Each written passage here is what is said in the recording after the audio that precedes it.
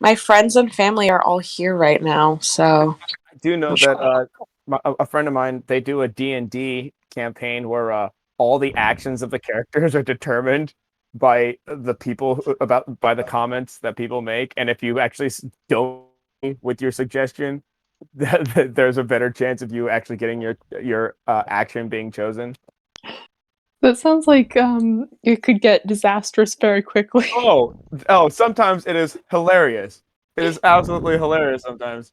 Like I sometimes you bet. have like I mean sometimes you have like people like being like legitimate and like trying to like help out with like with like their commands, being like, like have them do this, have them Yeah, do doing that. something helpful. But yeah, but then every now and then though you'll have somebody like try and pull off something that's just has a high probability of failing, and of course it does fail. Oh no, what the heck? Hmm. All right. I think we're doing okay now. I turned off the Discord stream, and I am hopefully just streaming the game players, which is on the second window. Just so if anybody can take a look at that and let me know if that is correct. I'm going to change my input actually. I'm going to do this on the big screen so I don't have to listen to it on my. So anyhow, all right. So ladies and gentlemen, boys and girls, catching us all up from where we were last week. And because of the oddities of our personal lives, the little side adventure that everyone had to take has kind of completed itself in a very interesting way. And I will let the players that were involved with that um, be engaged with it. I'm just going to kind of quickly bring them up to speed as I bring the folks that were dealing with our good friend uh, Sildar, who had him in his own little safe space, and we're getting him back to the city. Just to kind of remind you guys where you were, I'll quickly put you guys back onto that part of the map. And yes, you might want to turn your audio down. I will turn it down, the global volumes here a little bit, because the audio, they keep patching it, and it patches very strangely.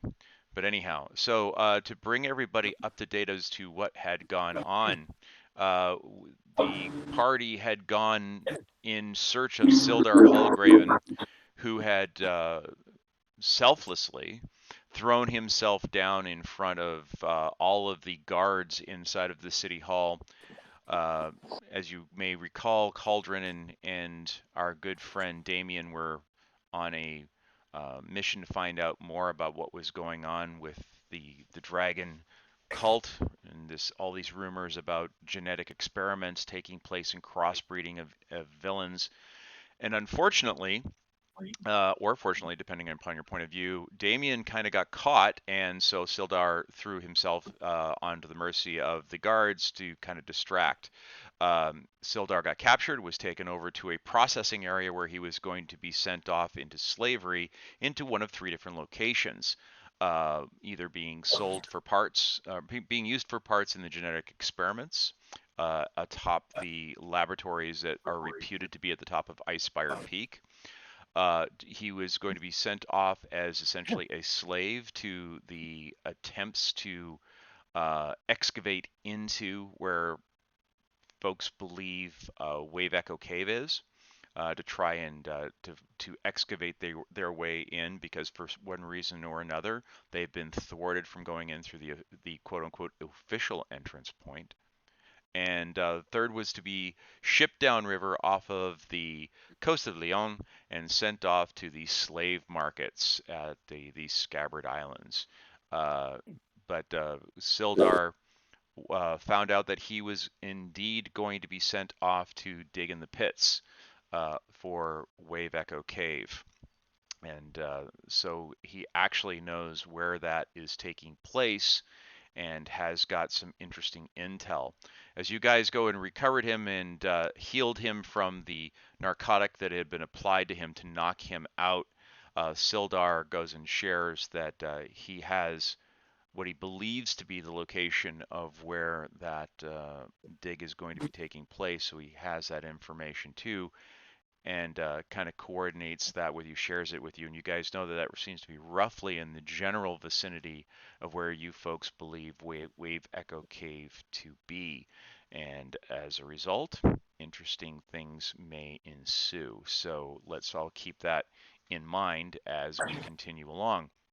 But without anything else going on, you folks decide that it might be best to beat feet out of the island and make your way back into town before you attract any more attention and any other unwanted participants join you guys on the island.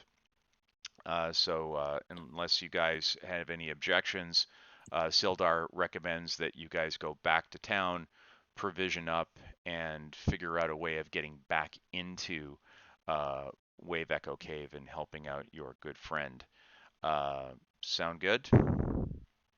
Sounds good. Sure. All right. Now, for the two ladies that had gone off to find Sister Gariel to get some assistance with the genie problem. As you know, Angelina, not in Ravina form, was suddenly transported into the brooch. Now, the brooch is actually her genie vessel. As you guys have learned, her patron that she gets her power from is her warlock powers from is actually a djinn. And the djinn, for whatever reason, drew her in unexpectedly and without much warning into that vessel, which is a problem because the only way she can control going in or out is to be Ravina, because that's when she's the warlock genie slash person. Angelina is a cleric and does not possess those powers, and that's a problem because you have a shelf life. If you go beyond that, you unfortunately end up dying if you are still stuck inside of your what's the word I'm looking for? If you're stuck Genie's vessel. yeah, inside of the vessel. Thank you very much. So, problem. So they went off to go and find Sister Gariel, and Sister Gariel let Elrin and know that she could perform a ritual to draw her out of the vessel, but it would require certain incenses and certain material that she did not have. So, Elrin, when you got there, you found yourself, as you may recall, we discussed this, having to employ the aid of the Black Spider again. The Black Spider being a little bit hesitant because she feels that you guys jilted her out of the one thing she asked you the last time she helped you, which was to give her the puzzle box.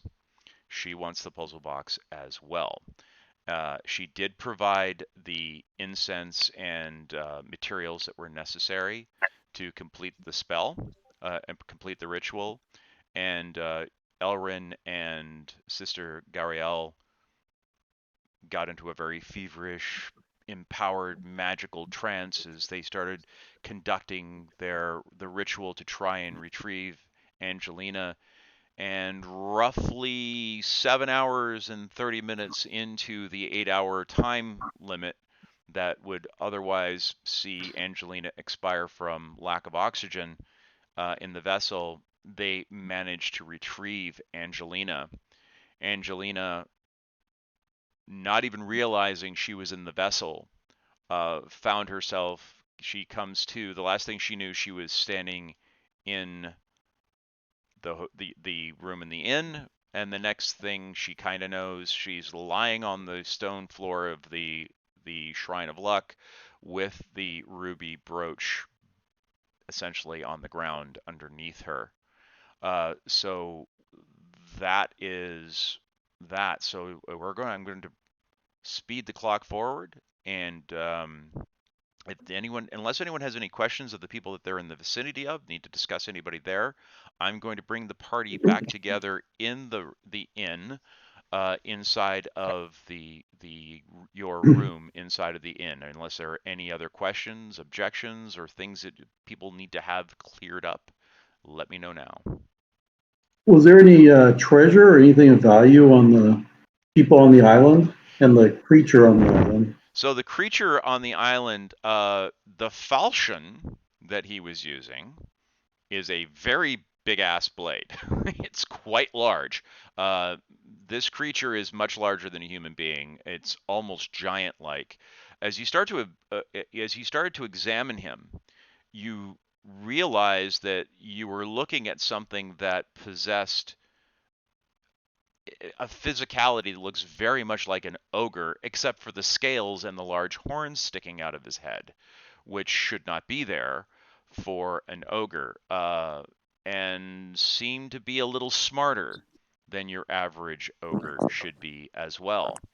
And the whole fire thing was not something you were expecting from an ogre as well. So there's clearly some element of draconic capabilities going on here.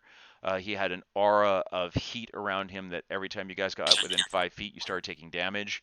And when he struck you, and when you struck him, you were taking heat damage. So there's definitely something extra special about this thing. Now, he himself, he's just in his armor, and his armor is really nothing more than just a jerkin because his skin is natural armor. But he did have this rather large falchion, which you might want to bring back and try and sell. Doesn't look to be worth a ton of money, but it's big, and just for sheer metal, it might be worth bringing back to the city if you were interested. Is that something you wanted to do? Yeah, sure. Okay, so I'll take the that weapon out of his inventory, Ruger, and I'll place that in yours. You do seem to have be pulling the detail and duty of being the pack mule. So there we go. That is now inside of your inventory. So if you would like, you can simply try and sell that when you get back to town. It's hefty. I mean, it weighs as much, if not more, than your heavy crossbow. And it's good.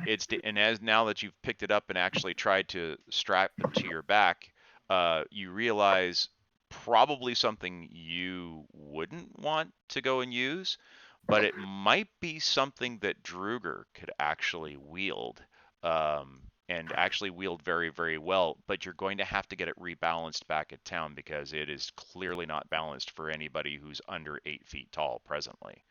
But that could certainly be done if you wanted to make it your own. Otherwise, you guys could probably sell it, and you figure you could probably get a good maybe 50 to 60 gold pieces out of this thing when you sell it. You're clearly not going to be able to get the price it would have cost you to buy it, but it's in damn good shape.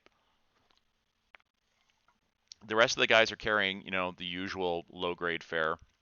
Nothing special with any of their gear. The two guards are just dressed in regular city garb attire, but the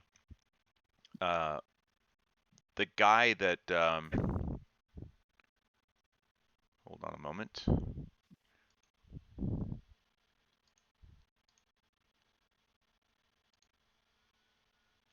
Let me know if now it's working, Kenji. But the guys that were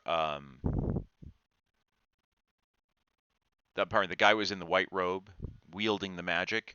You see that he's got that all too familiar brooch of the dragon head and the pirate ship that he is carrying, clasping his robe around his neck. But other than that, they don't seem to have anything of any real value. They don't even have coin on them, quite frankly. So that's kind of interesting.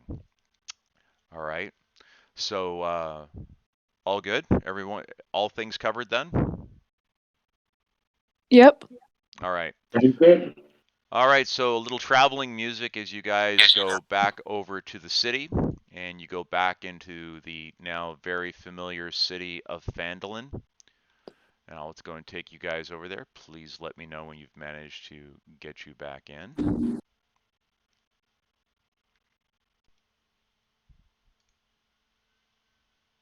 let me know when you see it. I'm seeing it on my side over here. I see it. Excellent, excellent, excellent. So let's see, I'm just taking quick stock of who's in the room. I have 2 cauldrons. That's kind of strange. So let me fix that.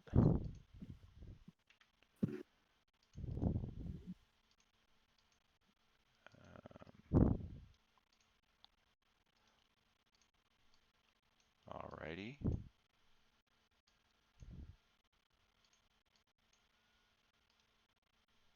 All right, there we go. Is everybody present and accounted for now? Let's see. We have a Druger, we have a Damien, we have a Ruger, we have a Cauldron, we have an Angelina, and we have an Elrin. For the first time in a long time, the party is now back together. So you guys all abscond up into the room, and when you get in there, you find Angelina and Elrin sitting in the room as Angelina was about to share with Elrin what she saw as she was in her little getaway inside of the brooch. So Angelina, what do you want to share with Elrin about what happened to you? Okay, so I saw my Jinn, who's Jin? Oh, right. Yes. not I already have questions. my Jinn, who is my patron, right, Dad? Correct. And they were fighting a dragon with a red head, a blue head, and a white head. It had 3 heads, 3 different colors. They were fighting, and it was like a pretty intense fight. So, and I didn't know what they were fighting about. So I went up to my Jinn to ask, "Are you guys fighting? Why is he attacking you?" And after I asked that, the Jinn like threw me like a ghost almost, and then just as he passed through me, it's like a cut scene. I had a new vision where I'm having this. Oh, by the way, they were fighting in the stars. I forgot that detail. Because I think that's like their realm. That's where it is. It's in the stars. Okay. And so then, new vision after he passes or it passes through me. Because jinns are non-binary, and I was able to look at this planet that looks like a paradise. I'm seeing like this outside view of this single planet, and it looks beautiful. You know, it looks very peaceful and happy to. I'd love to live there for vacation, and and then suddenly there was this like black, dark energy, almost like a cloud, encompassing, starting to kind of take over this planet. And then this energy was sort of pulling the planet into 2 planets. And as it's being pulled apart, you have the giants and dragons and the I think it was half breeds and stuff like that on one side of the planet, and on the other side are your magical and unmagical beings. There's some that are magical, some that aren't. And as they're being pulled apart, I'm trying to remember. This is a lot. I was in there for a while. As they're being pulled apart, some of the dragons and some of the giants were still left on the side where the magical and unmagical beings were. And what I noticed is that this unmagical / magical creature side is starting to look a lot like Earth. And on that side, there were some giants and dragons that were left behind, wanting to be on the other side with their, like, basically their family and their kind. But they couldn't do anything about it. And this dark energy is starting to, or this dark cloud energy thing is starting to kind of infect the magical and unmagical beings, turning them, I'm not sure into what, like kind of taking over them. Then suddenly, I have another vision. It's like another cut scene, and I'm looking at this icy blue altar, and it has kind of like this bowl grooved out. Dug out. It's dug out at the bottom of the altar. What? Dug out. That's fine. Okay, dug out at the bottom of this altar, and it's got this like pool of I think it's water in it, and this like really multicolored energy like in a ball right on top of it, and it's all different kinds of colors. And there's this what looks almost like a wizard, but I can tell that it is not. It looks like if a human being was stretched to be 10 feet tall, but the width hasn't changed. It's just a really stretched person who's very white, and I see their like elongated scaly fingers kind of take that multicolored energy on the altar and kind of gently throws it at an orc. And this energy turns this orc into a crossbreed of an orc and cobalt? No, that's a material. No, cobalt. Cobalt. Yeah. Is it cobalt? Am I right? Kobold. Kobold. Cobalt. It makes it into a mix of those two. It was really disturbing to see that change from the energy. It clearly was painful for the orc. Then suddenly, another cutscene. I'm looking at a forge now. I'm looking at a large forge that is surrounded in a circle by what looks to be wizards in black and white coats. Black and red.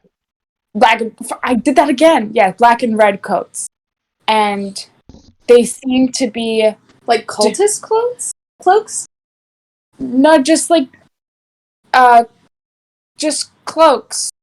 I don't Great. but they're not black. They're not like some are wearing black and some are wearing red. It's like everyone's wearing black and red. Okay. Is it cultist cloaks? DM? Are they like similar to the red brand cloaks?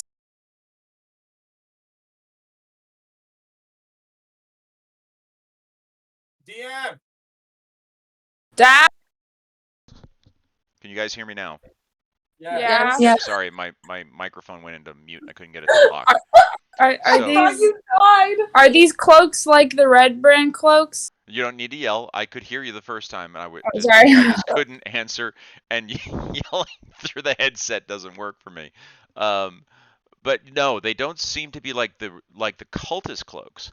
But as you're describing them, Cauldron, these sound very, very similar to the robes you saw the mage wearing in your vision.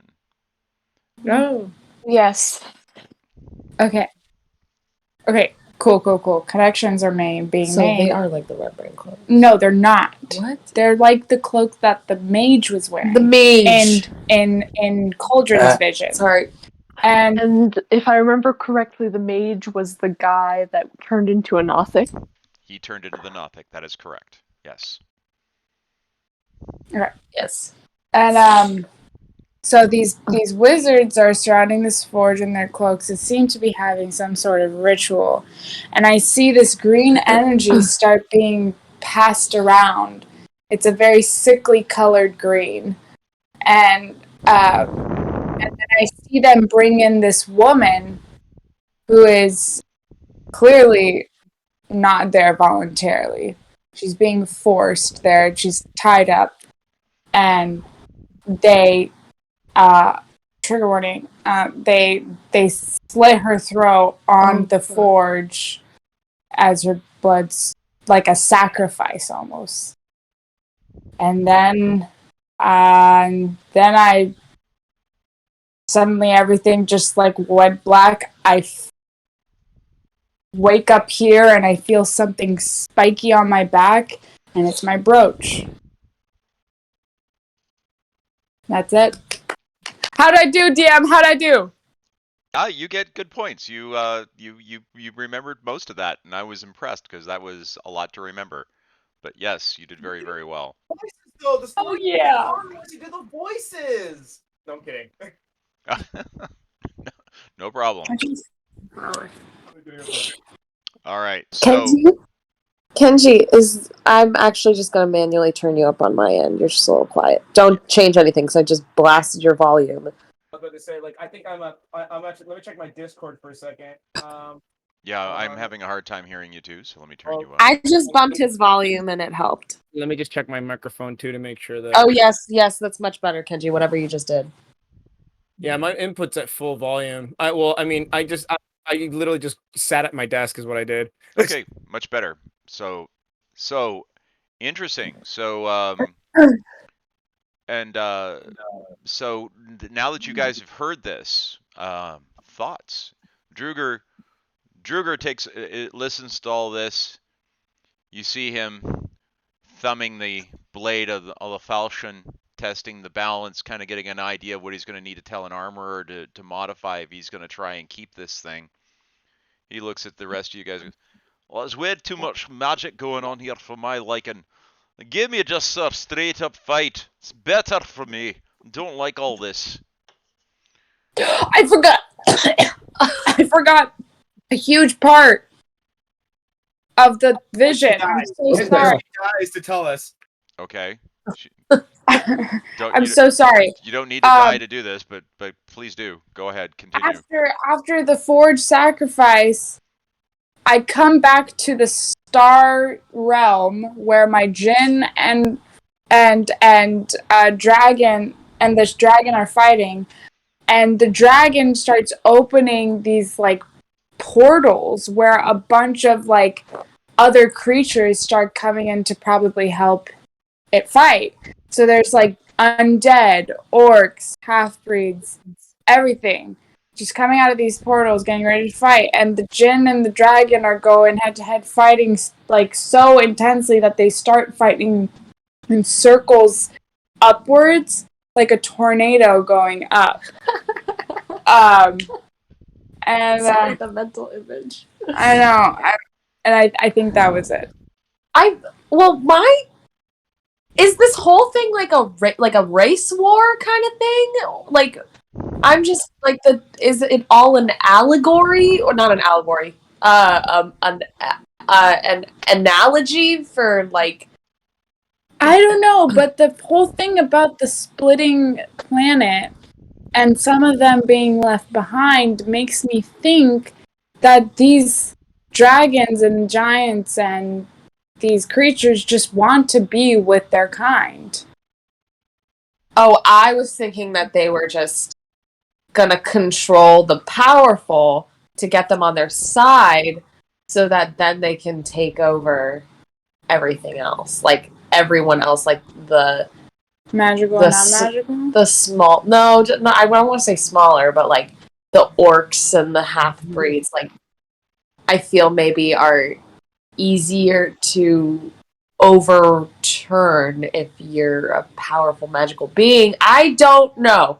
Anybody else have any ideas? Because Elrin is stumped. So is there any like specific...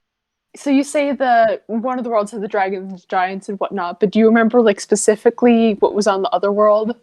Besides, the few dragons and giants that remained? I'm assuming that this other planet, the one, because it's split into two, I think the other planet is supposed to be our world, because all I saw was that there were some magical beings and some that weren't magical at all. So I'm assuming that means like humans, elves, dwarves, like all of that kind, I think. Hey, DM, am I right?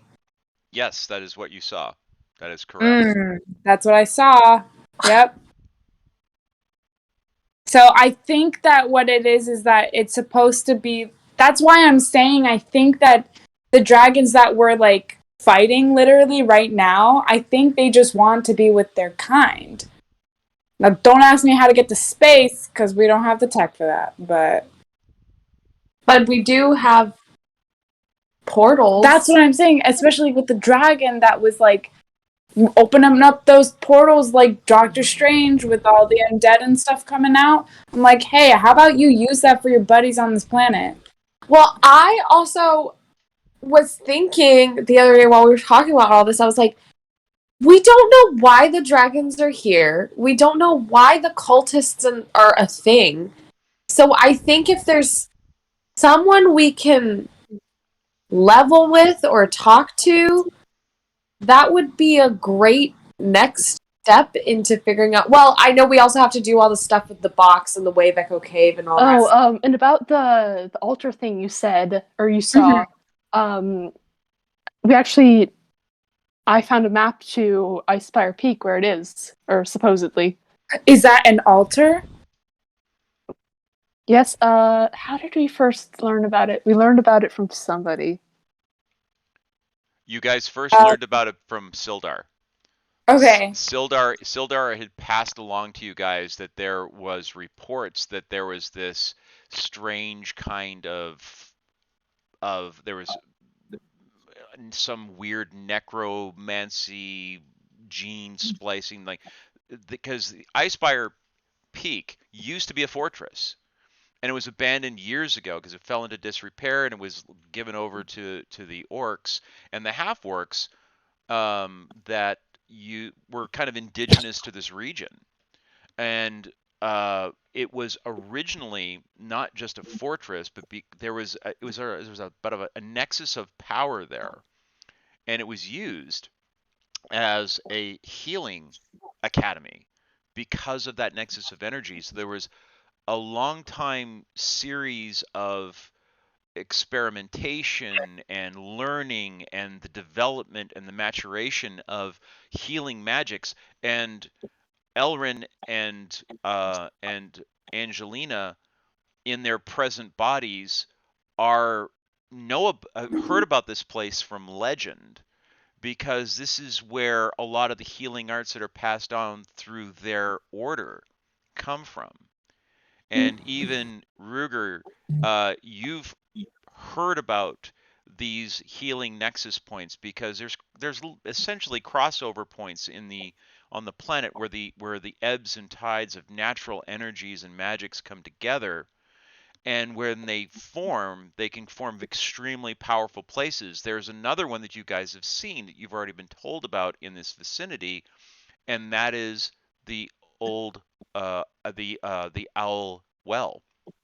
That well is another nexus point, and that particular nexus point forms basically a doorway to the equivalent of hell, which is why it's being guarded, because that was a convergence point of evil magics as opposed to healing magics, which were reputed at Icespire Peak. But those powers were abused at one point, and according to legend, the gods, in their rage and fury and their disapproval of what humanity was doing with that energy, essentially destroyed most of Icespire Peak and froze the top of the mountain in perpetuity, and it became unlivable for humans. So they abandoned it. And interestingly enough, as you guys are talking about this, you recall that sounds like very much like the place where the half orcs that you had run into that were claiming the lumber area were reclaiming that because they had been forced out of where they had been living, which was Icespire. They went up there So, because it was the only place the humans would leave them alone because they couldn't go there. so I feel like the people that we should maybe reconnect with maybe are those half orcs and those orcs, because now that we're talking about like now that after what I've seen with like the orcs being like morphed and turned into these half orcs and stuff, I feel like they're a good merger between like us and the darker creatures. Understood. That makes perfectly good sense. Feel. And so I feel like if Cauldron has the map to Icespire Peak, I feel like that's like really, really useful too. And also, what I also asked the DM when I first saw this vision, I think that forge that all of those wizards were surrounding and sacrifice on, I think that's the forge that's in Wave Echo Cave. It must be. Yeah, because that forge is the forge that creates magical weapons without enchantments or any spells. So doesn't it require a sacrifice? Sacrifice, yes. Yeah, like blood or something, right? So Druger is still playing with the big falchion on the other side of the room, and he goes, "Didn't that old fart over at the well, did he have something to say about that? Something about the sacrifice necessary to get the damn thing started?" Yeah. Well, I mean, we have no issue killing people. Okay, well, So can't we just? I mean, well, I don't know what the next step is, but I feel like we've drawn some good connections. yeah. I still don't really understand what the fight between the djinn and the dragon is. I think it's just like anything else that's happening in this realm, which is the fact that like the dragons are clearly trying to take over something or have control for whatever reason. So I really think that I really think we need to either talk to a cultist or talk to a dragon to figure out like really like the root of the issue, other than what we're like two-dimensionally gathering, which is like, oh, they want power, they're trying to take over. I think like getting to the actual root of what any of this is about would be cool. But also, would talking to those half orcs in the lumber area, would that be a good person to talk to? I don't think the half-orcs know what's going on any more than we do. I really think it has to either come... We have to figure out why the cultists are even there. Like, why are you willing to, like, literally, like, jeopardize the fate of all of any universe? And then, if we could talk to the dragons directly and be like, what the hell is any of this about? Right. But I also think that those orcs know Icespire better than any of us. I mean, that's true. Fine. Let's go talk. Well, no, maybe we could try and find out the motives of the cultists with the orcs, maybe. Because it's good to have more people on our team, I think. True.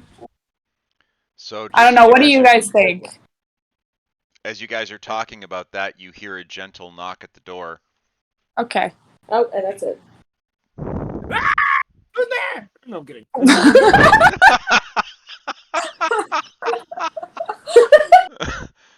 Oh, I'm glad I had your audio turned down for that one.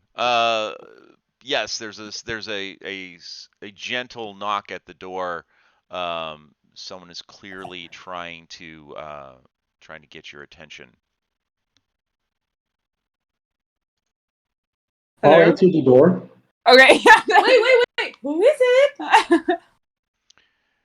You hear, well, it's a friend. If you could open the door, I'll show my face. Hey, boy! Okay, Open the so door. So we let him in. So standing in front of you is a shrouded character. Walks in, closes the door behind him, pulls the hood down off of his head, and you see standing there the silver-haired old warrior Sildar, whose head is still bandaged from the pretty hefty blow that they gave him on the head as they were incarcerating him earlier on. I'm really glad you guys went and got me. They told me where they were about to send me, and I was in no big hurry to go there. Apparently, they're digging a big pit up in the hills over there, somewhere in the Iron Hills. It looks like they may have found the location of the Wave Echo Cave. They tried to go in the front door, but something stopped them, so instead, they're trying to dig their way in from the back, kind of like a sapper trying to undermine a castle wall. Not really sure it's gonna work, but apparently they've been going through slaves that have been digging there left and right. Stuff is eating them, burning them, scaring them to death. So they're constantly looking for new folks. That seems to be where anybody in town who's been getting on the wrong side of the red brands has been finding themselves. They're either been sent over there to dig and replace the guys that have been getting killed, or they get sent up to the top of the Icespire to be turned into mulch. Neither one of those were real appealing to me, so I'm in your debt. Thank you very much for getting me out of there. But seems that I've been getting a little too close to the truth. There's something going on here that has to do with these cultists. There looks like they're trying to form an army. And it looks like, based on the paperwork that I was finding back at City Hall, they've been sending enough supplies up from Neverwinter and all the surrounding areas to rebuild that thing 3 times over. I don't know how many people they got up there, but it looks like they're starting to get quite a force. And more importantly, if they're building an army there and they get their hands on Wave Echo Cave, that's bad news, because that means not only do they have an army of these crossbred, misfitted mutants, but they're gonna be able to outfit them in magical gear. I don't like the idea of fighting these monstrosities in the first place, but I'll tell you, little lady, going and doing that against one that's wielding a magic weapon, that just adds insult to injury in my book. So they know where Wave Echo Cave is, but we don't, right? No, we know where it is. We just don't know how to get in at this point. And neither do they, which is good. Yeah, that was the way I was thinking about it too. I don't think they're going to be overly successful trying to dig their way in from the back. I don't think anything that's smart enough from keeping them coming in the front door is going to be damn fool stupid enough to let them in through the back. But you never know. So maybe we ought to Head straight there. hustle. Should we head straight there, or should we go to Icespire first? Well, I don't think we're in any shape to go up against Icespire. If what I'm hearing is true, the force up there is pretty doggone huge. If we went up there just the 6 or 7 of us, I don't think our efforts are going to amount much to a hill of beans. You got an army in your bag that I don't know about? No, but we have an army in the making, it sounds like what you're saying. Is there any way we could trick them into going to Icespire first and getting rid of all those goons? I don't think I understand who you're telling me to send there, little lady. The ones that the are trying army to... that's currently being built. It's being built at Icespire. Oh, so you're... You know, I'm going to start writing out, like, little cheat sheets for you guys. No, okay. Okay, that's fine. Can one of the smart people chime in? Eva, I think they're talking to you.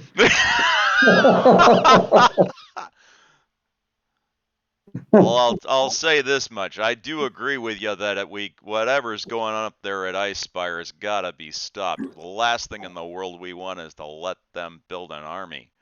But I don't think we're in any shape to go up there yet. That place is just too hot. And I like the idea of going to Wave Echo Cave, but if they couldn't get in the front door, it makes you think we're going to be able to get in. We have a box. We do. He kind of looks he looks at you for a second and like maybe you're the ones that took the shot in the head rather than him. I wonder if there's a way for us to stop the supply that's going to that army, maybe? Well, that's an interesting prospect there. We certainly could try. I still have friends in the military that are ensconced over at Neverwinter. I could catch the next transport that's heading back into Neverwinter and try and see if I can get a message to any of my old mates there. In fact, that would What do you guys think? That seems like a good idea. I'm also wondering what happened to Gundren. Sildar, do you know anything about what happened to Gundren? Well, yeah, I got a little bit of intel on the old dwarf as well. Seems that they went and took him over to Wave Echo Cave. They think that he knows some way to get them inside, like he's got inside information on what to do when they get there. Surely. Yeah, then he looks at you and goes, "What box are you guys talking about? What's this about a box?" We got a box that requires keys to open it, but it has something to do with getting into Wave Echo Cave. We assume. So we told. When we saved the good sister, we acquired that box. So we think because of what was told to us by Agatha? Agatha, the powers that be, the guy over at Old Owl Well, that these might be a way to open Wave Echo Cave. But we're still missing the keys to the box. Well, where did she give you any idea where to get the keys? Or Oh, yes, I wrote this down. Who to get them from? Wait, I wrote. Oh, Elrin's shuffling through her journal. She has it written.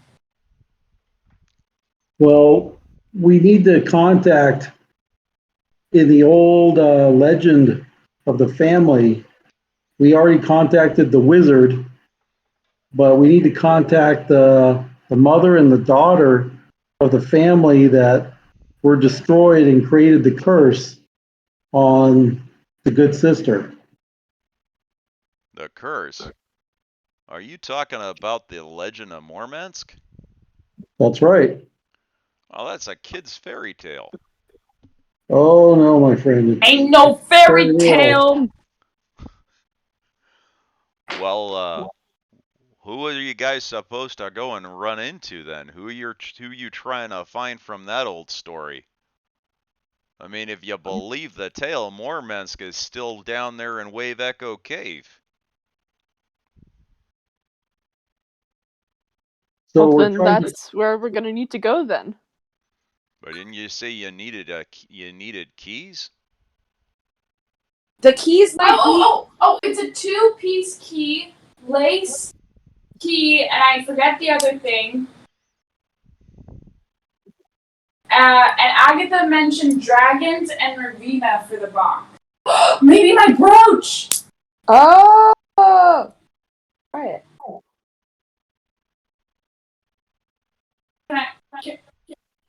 Hey, Angelina, could you get closer to your microphone? Because we can't hear you.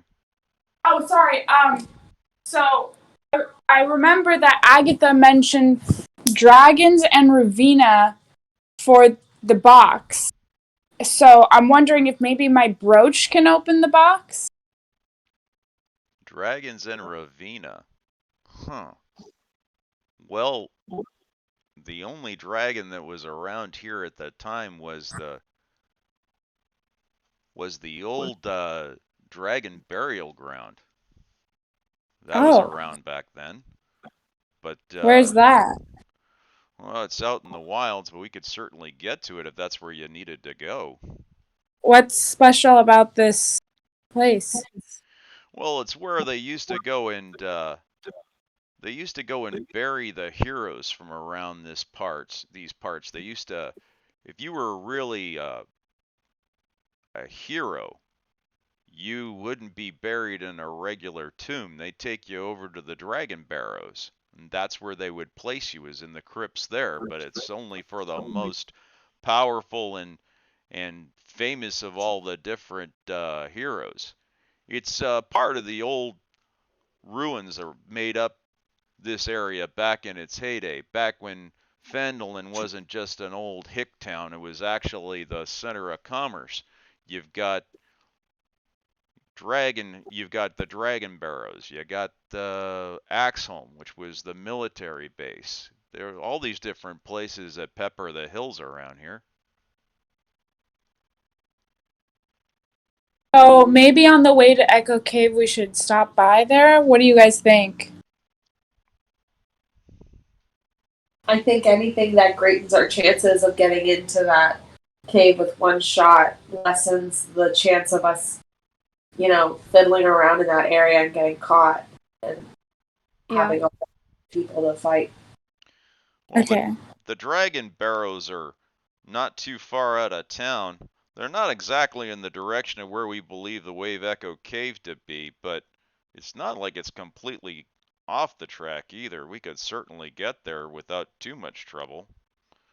Tell you what, he starts scratching his head. I gotta get out of town anyhow. It's a little too hot around here for me to stick around. My house has been taken over by the guards. Tried to get in there. That didn't work. And every place I look, there's a wanted poster for me around. So tell you what we can do. How about we go and we meet at the crossroads outside of town, and we'll head up into the Dragon Barrow. Does that sound like a plan? I'll meet you guys there at, how about sunset? It's only about 3 o'clock now. We meet up there in a few hours. Sounds Sure. good. In the meantime, do you think you can get that connection of the some of those people in the military to maybe try and stop the supply? Way ahead of you, little lady. I'm gonna go and send a note with one of the guys heading on the next transport. Guy, he's a good egg. His dad and I used to serve together. I'll see if he won't mind taking a message with me to the old captain of the guard up at Neverwinter. Good guy. Drinks too much, but that's all right. Still a good egg. Awesome. Well, thank you. But how about you folks? What kind of condition are you in? Are you guys ready to march out the door? It sounds to me, little lady, like you went through hell and back there inside of your brooch. Are you guys ready to rock and roll? Or okay, like you would really say that. Or are you are you guys in need of a good night's rest before we start? I think I think you're implying something. Yes. We need a good night's rest. We could do it here, or we could do it, out at the Dragon Barrows. But I think doing it here better might sleep be a good here. Yeah. What Would be better exactly is sleep. rock and roll, though? Okay. It's a kind of druidic thing. They throw rocks on the ground, they let them roll. I hate this party.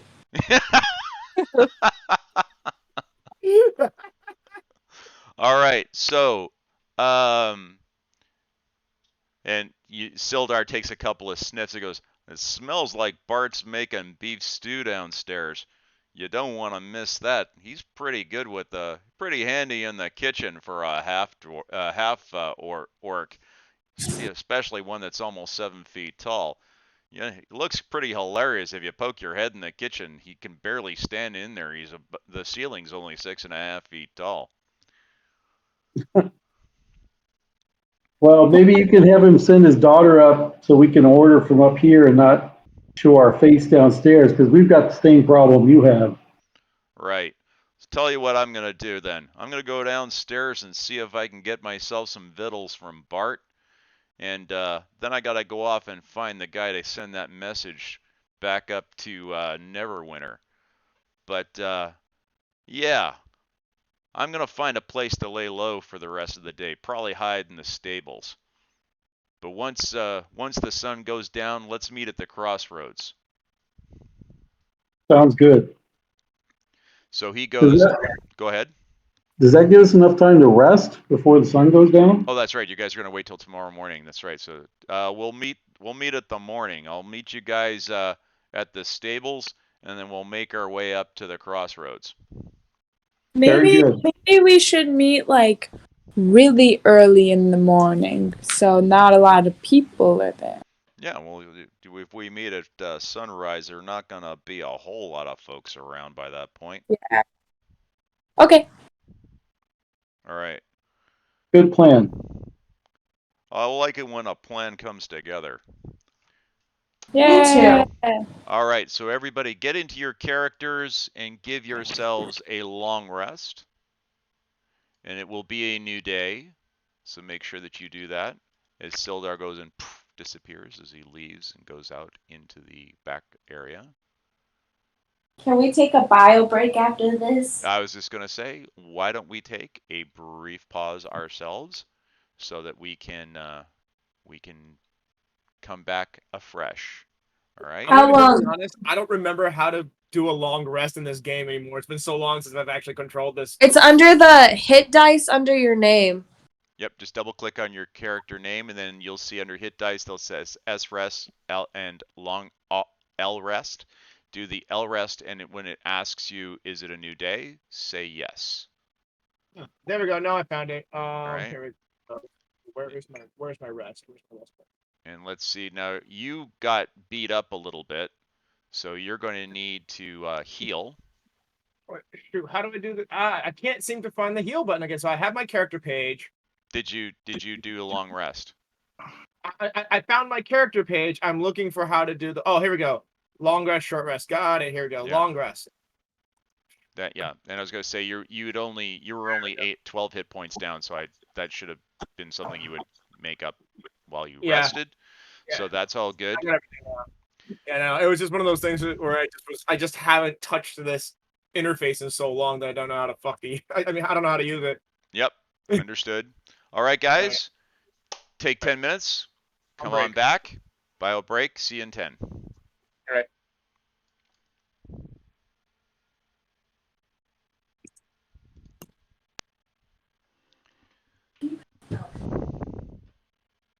Okay.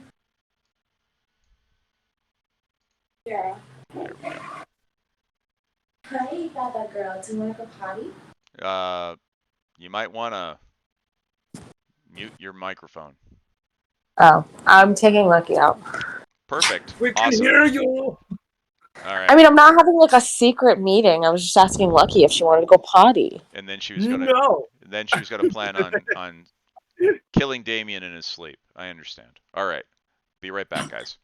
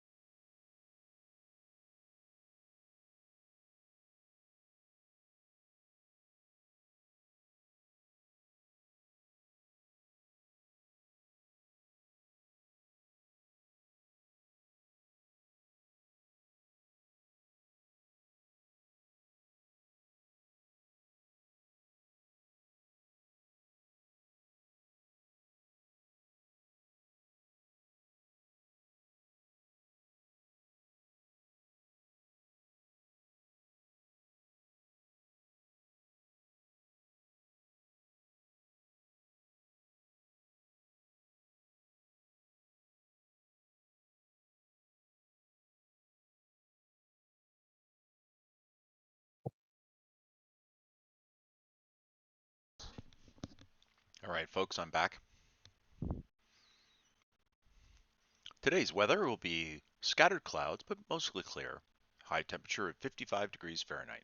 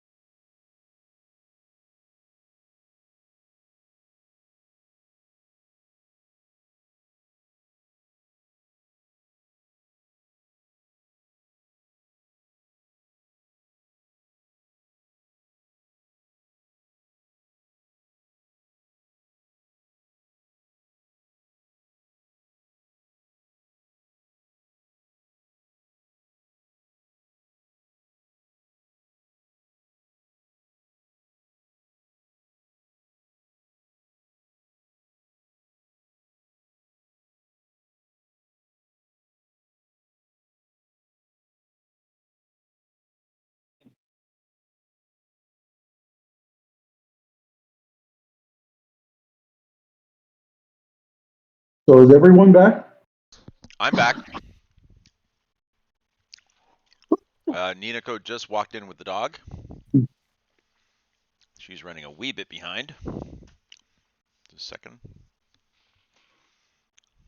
As I change source books.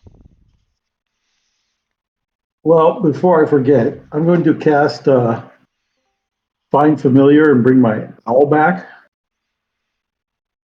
Well done. I'll take it off of my used spell list.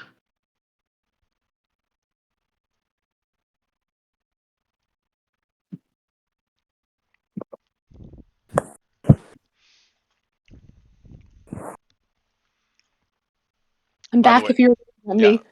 And incidentally, I should have been more specific about the crossroads that we were talking about. Those are the crossroads to the south of the town, not the north end of the town that are up by the woods, just to make sure that we're all clear.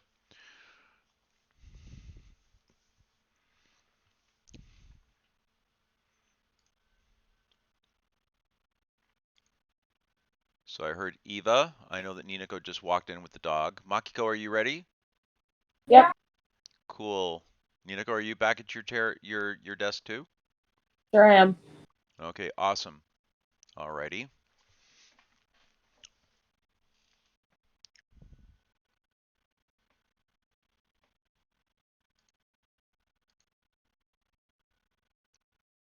All right, here we go.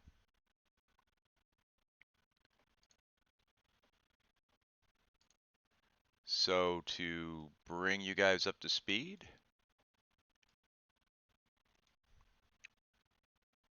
quickly act up here. Whoops, sorry, that was the wrong map. Let me do this, let me try that again. Here we go. Sorry, that was my bad. All right.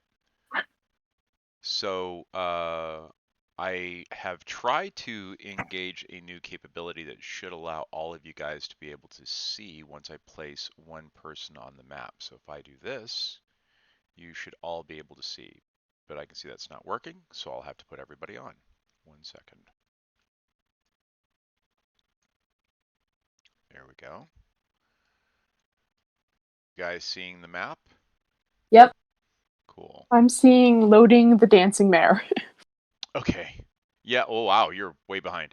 Sorry. That's what mine says too. Okay, It'll let me catch up eventually, don't worry. yeah.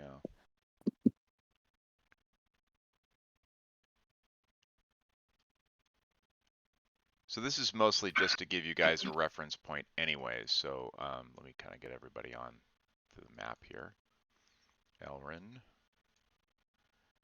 and Ruger, I gave your owl a better icon so you can find him a little easier now. And cauldron. 1, 2, 3. Oh wow, that's way zoomed in. Yeah, you can zoom out.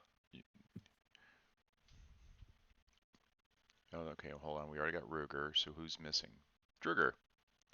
There we go. Whoops. I'm here. That was interesting.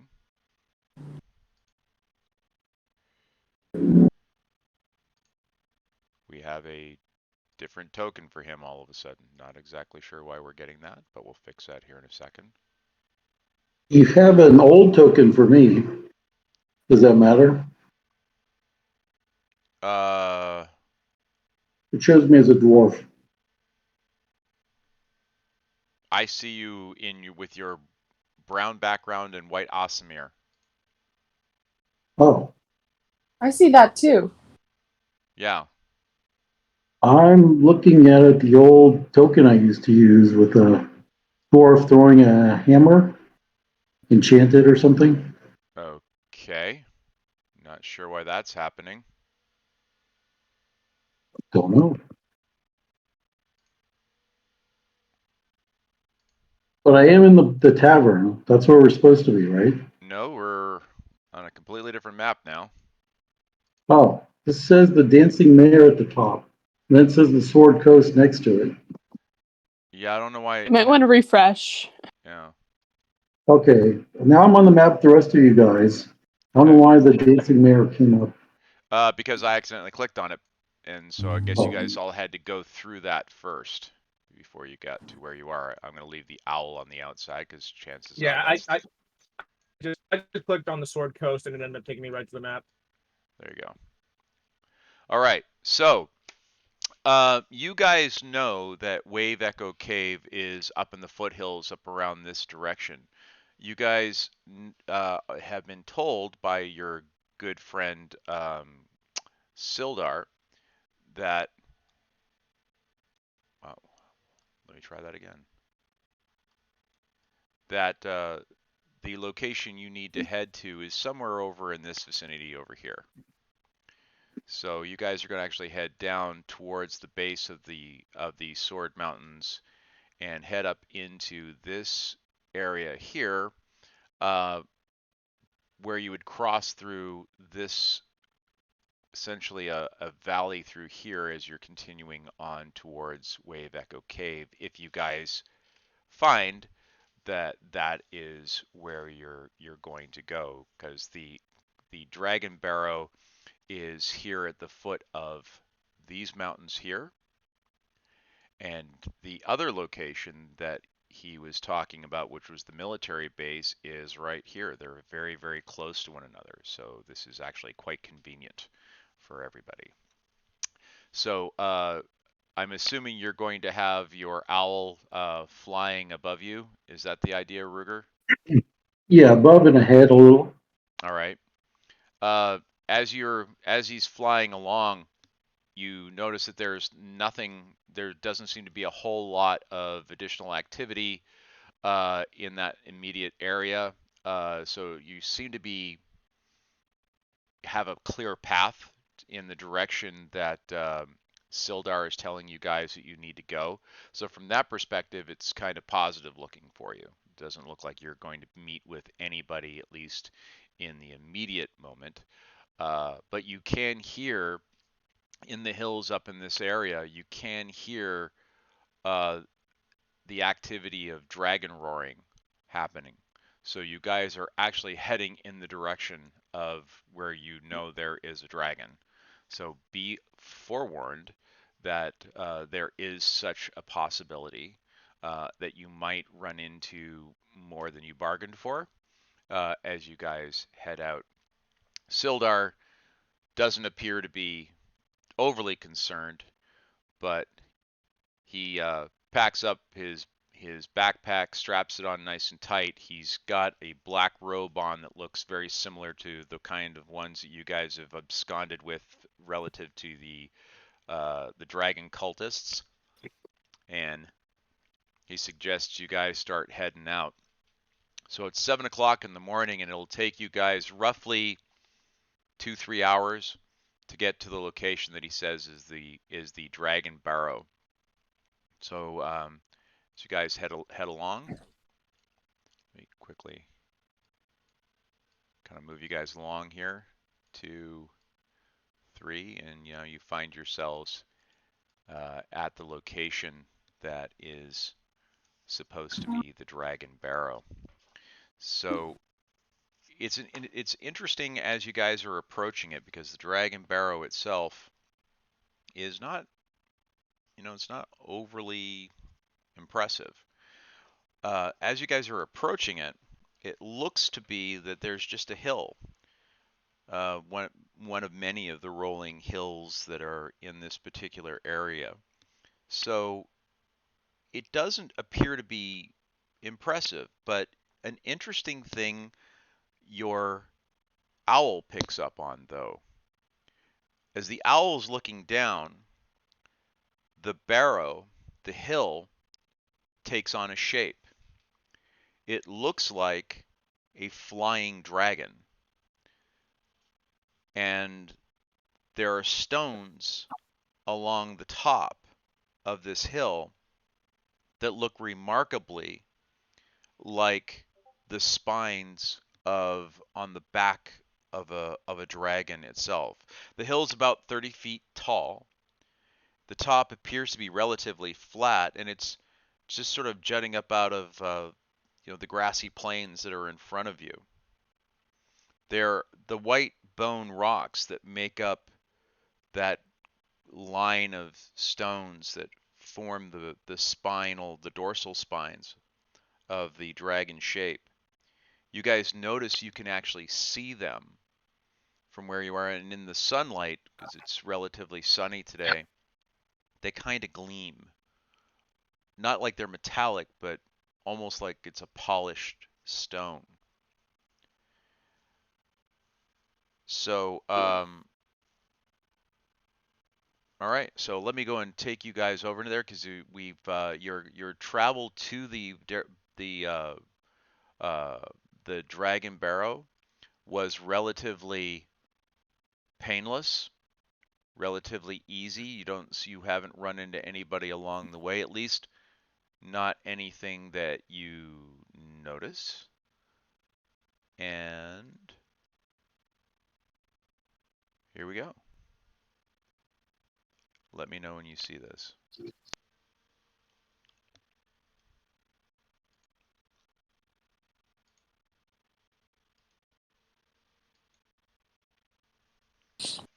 Did you get there?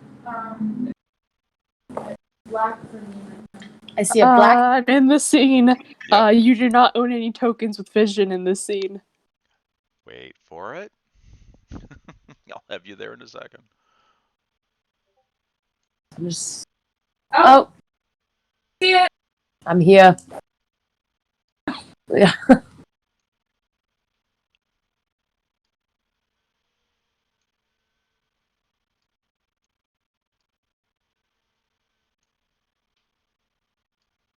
So remind me again, what are we after at the Dragon Barrow? You're not sure, but you seem Trying to to see the. We're trying to find the connection between. The box, the dragons, and Ravina. Yes, Got it. because we're essentially looking for one of the keys to the box. And what did Sildar say was buried in the barrows? The strong heroes that fought, right? So not dragons. No. Okay. I think it looks like there's something dragon-like. Hey guys, gotta pause you for one quick second here.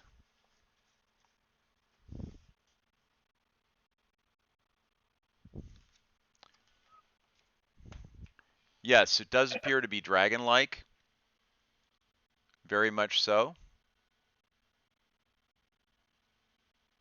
But I'm looking for something else here right now, because I have a little problem with my map. 1 second.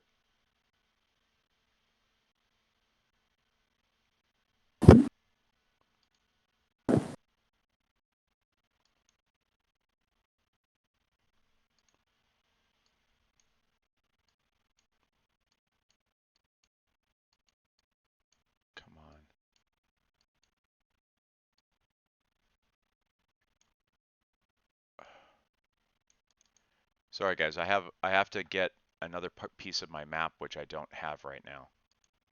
Just need to get that lined up. But everything's locked, and I can't get anything to move.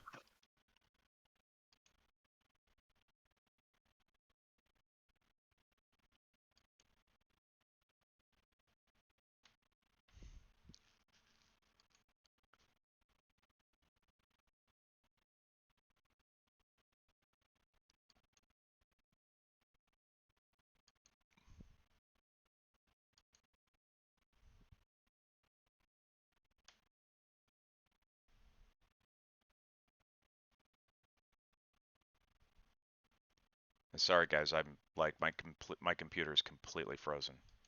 1 second.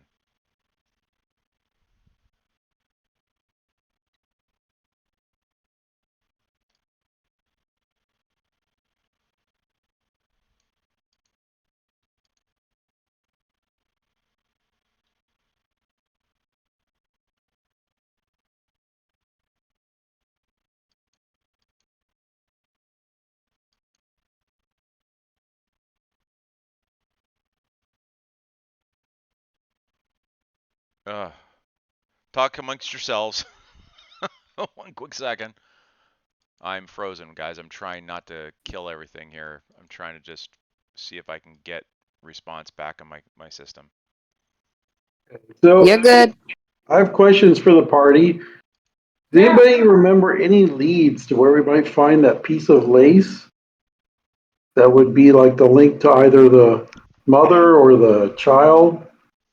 You know, I made a huge journal entry in Elrin's journal for that day when Agatha was talking to us. Right. Yeah, I made entry notes too. But as I revisit them, it talks about it, but it doesn't say where. Like how we're gonna run across the mother or the daughter.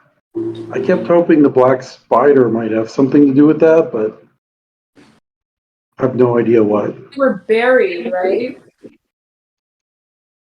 What's that? I remember hearing that they were buried, I think.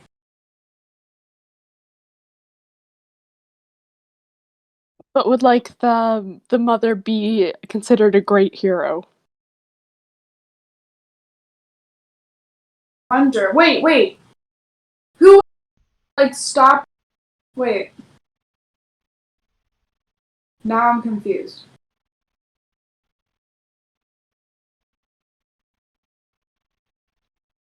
That tried to save them? So listen to what was in my dream of the black-skinned woman at the old tree that we ran across on our way back. It said key in 3 pieces, a piece of lace, and a ring appear in the mushroom dream. Then a man in black armor, a wraith, then a dragon. Then the door of the forge starts to vibrate with blood across the door. And undead ghosts and specters come out of the forge. Then the dragon laughs in the background. She gave us a piece of lace. Different hands laid across the box. An older woman with a ring, so that's the mother, a child's hand, and an elder man's hand turning green and older, like Talon. That was the Nothic. Said she gave us a piece of lace. Did she? I don't remember a piece of lace from the black-skinned woman at the old tree. The lace? Is it in anybody's inventory? That's the thing. I don't see it in my inventory. I think maybe that was in the dream.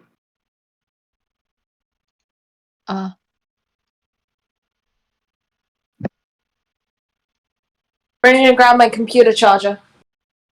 Okay, 1 second, guys. I think I'm almost. I see what I think I found what's conflicting. I'm almost with you guys. My apologies.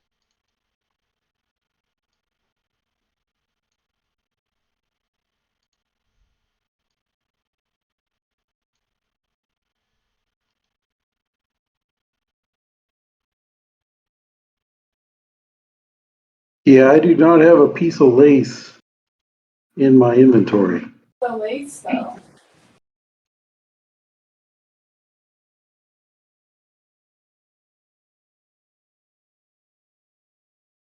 Huge if you found the lace.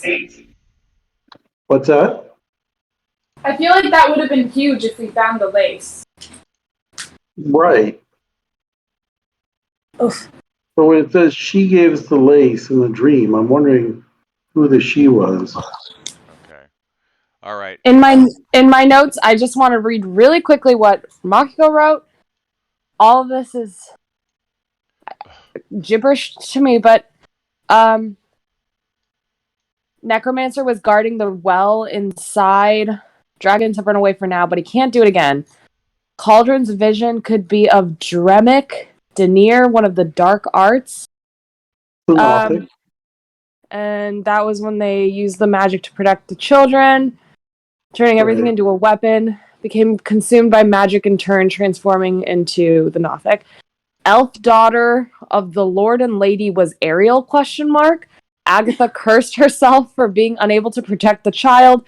Daughter cursed the blah, blah, blah, blah. Each person in the story holds the key to the forge, and then that there is another key held by the wife herself as she was tortured to reveal the location of it, and then the forge key must not fall into the hands of the dragons. Thank you very much for that input, Makiko. I can't do anything with that. I tried!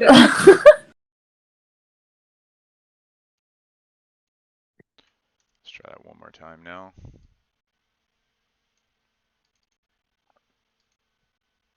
Yay. Okay, guys, can you see me moving things around now?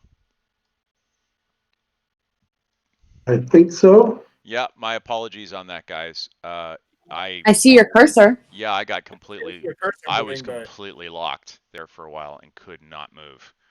But at least now I seem to be moving. So it is roughly 9:30 in the morning, which is kind of cool. So the weather is, as I described a moment ago, so it seems to be working relatively smoothly. As you can see down to the south, you can see what is the tail end of that dragon shape that we were just describing just a moment ago. It's massive. I mean, this thing is huge. But you can see that the element is in front of you. And there doesn't seem to be anything immediately around you. So that's the good news, is that you seem to be relatively free and clear from that perspective. Yeah. Makes sense? Yeah, I'm gonna turn on Divine Sense, so I'll smell or detect the undead as we get closer. All right, so you turn that on, and you do detect in that area that you're heading into, you detect the distinct mellifluous odor of the undead, that sour, rotten smell that they produce. So you know that there is definitely a number of undead inside of that area. One of them is quite large. Can I put Shield of Faith on everyone? You can. How long does that spell last? Let me check. Isn't Shield of Faith just one target? Yeah. She can't. Oh. Yeah. I'll put it on me. I can put it on myself. Cool. But you might want to put it on somebody who doesn't have good armor.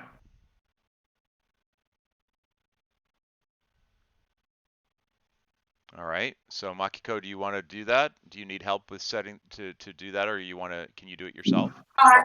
Well, if I can only protect one person, that's kind of.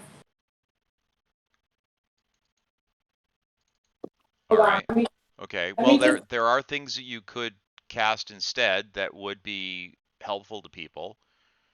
You do have things like Bless, which last for much longer. You also have, and it actually affects up to 3 creatures. You also have other things as well. Shield of Faith is only 1 person, but you could cast. How many people can you do? If you don't want to do a buff spell, you could do Spirit Guardians. True. And just let's see. What did you actually have memorized though? I'm looking at what you've got for 3rd level. You've got Mass Healing and Revivify. Good in case anybody gets their clock cleaned. Oh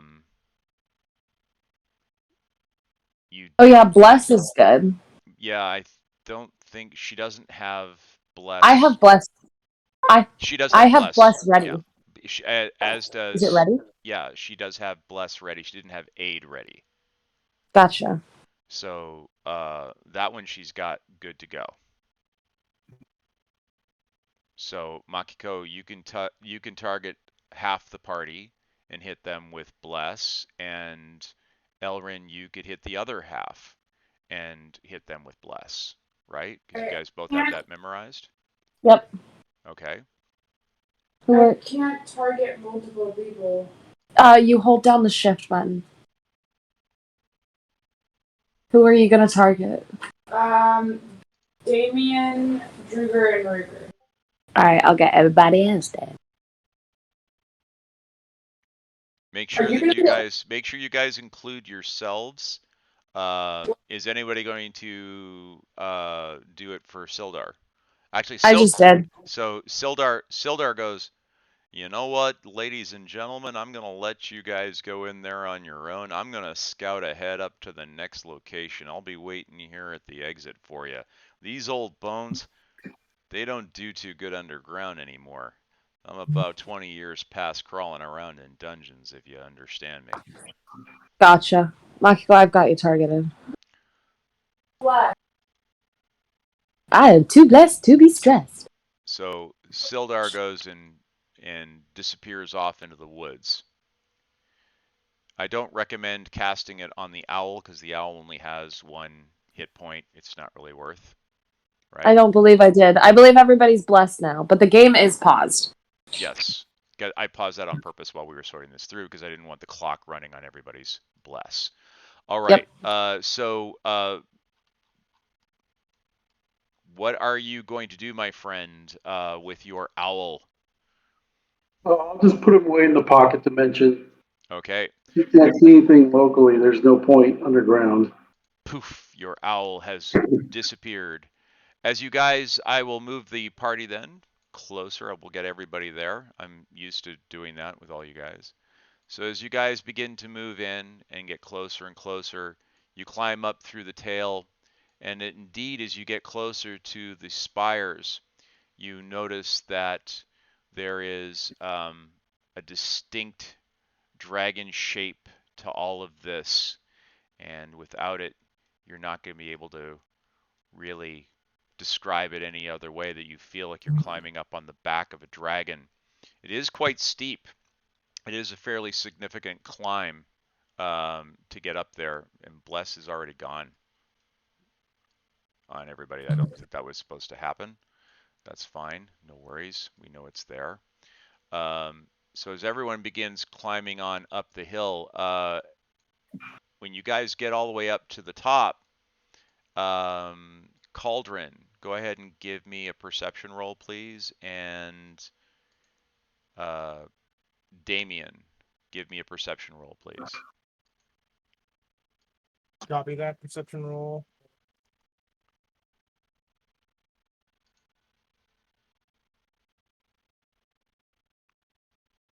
While they're doing that, I'm going to cast a couple spells. Okay. By the way, Bless only lasts for 1 minute. What? So yeah, we might want to wait till we go into the barrow. Yeah, so I'll give you guys those 2 spells back, because we'll assume that was not really what you meant to do. No. So we'll fix that. We'll say that was just a practice. You guys really didn't do it. All right. There we go. Cool. All right. Yeah, I'm gonna cast protection from evil and good on Druger. So what was your role there, my friend? Because I'm not seeing it right now. Oh, my perception was 15. Okay, good. Actually, that's exactly what you needed. It was a DC 15. Cauldron, what did you roll? I got a 9 total. Okay, so Cauldron didn't see this, but fortunately, our good friend Damien this time comes through. Damien, you spot as you're passing that particular dorsal, you notice that there is a depression in the ground, in the grass, right at that location. And as you walk a little bit closer to it, you see that the grass is growing kind of unnaturally, like it's all growing towards that spire. And as you get closer, you realize that there's nothing underneath it. You can see black space behind it. So it looks like there may actually be an entranceway right there at the top of that spire. Shall we go? Well, I informed that to the rest of the team. Yeah, it's good. I say we go. Go in too. Excellent. So Wait. How does everybody else feel? Sounds good. Yeah, if everybody's doing it. If we don't go, we don't have an adventure. So let's go. All right. So as you guys begin proceeding down this location, you notice that it's the stone is the spiraling staircase that you're walking down doesn't look like it's been engaged with for an extremely long time. And as a result, you find yourself walking down and you start to feel like Damien, you feel like you're being watched.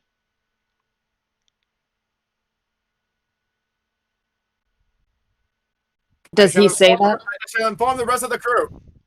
You inform the rest of the crew? Can I do a detect? I inform the crew with hand signals.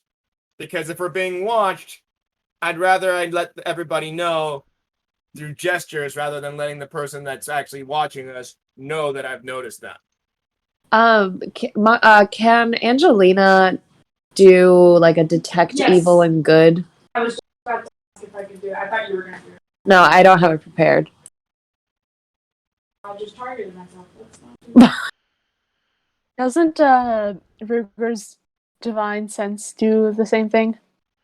It should. Basically. Yes. And yes, so Druger, you know how you were sensing that there was undead around?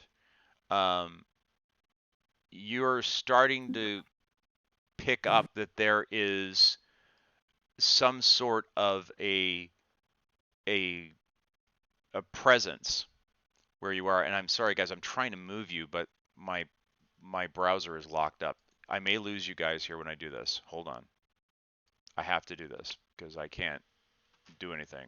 The US present. Hopefully I don't drop everybody. keep talking. There we go. Hey, if something says that it's always ready, can I then but I have it prepared, like I have the little preparation symbol on it. Does that mean I can pick something else and I won't lose that spell? If I recall, I think you already have that.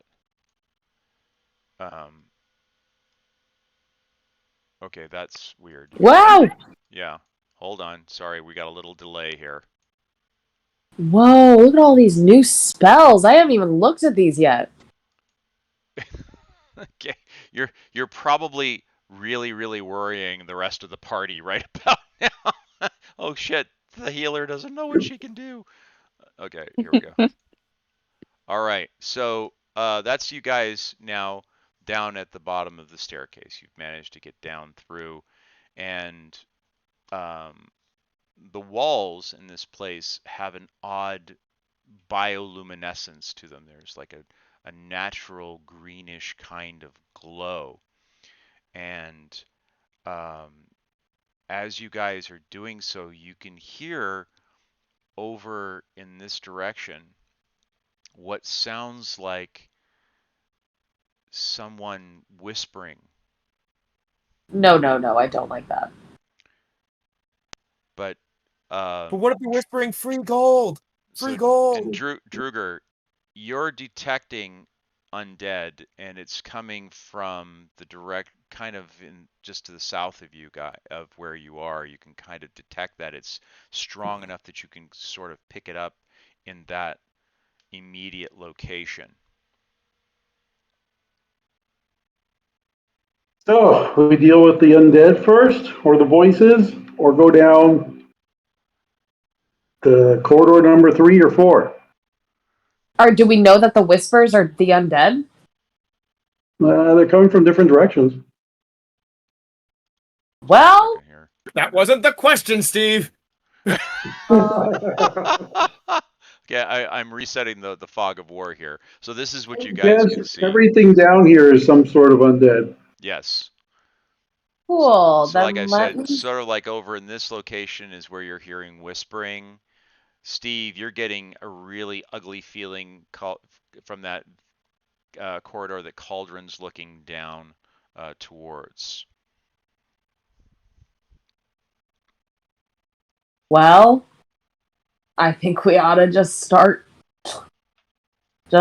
swinging. Do we want to split up? That hasn't always gone well for us in the past. True.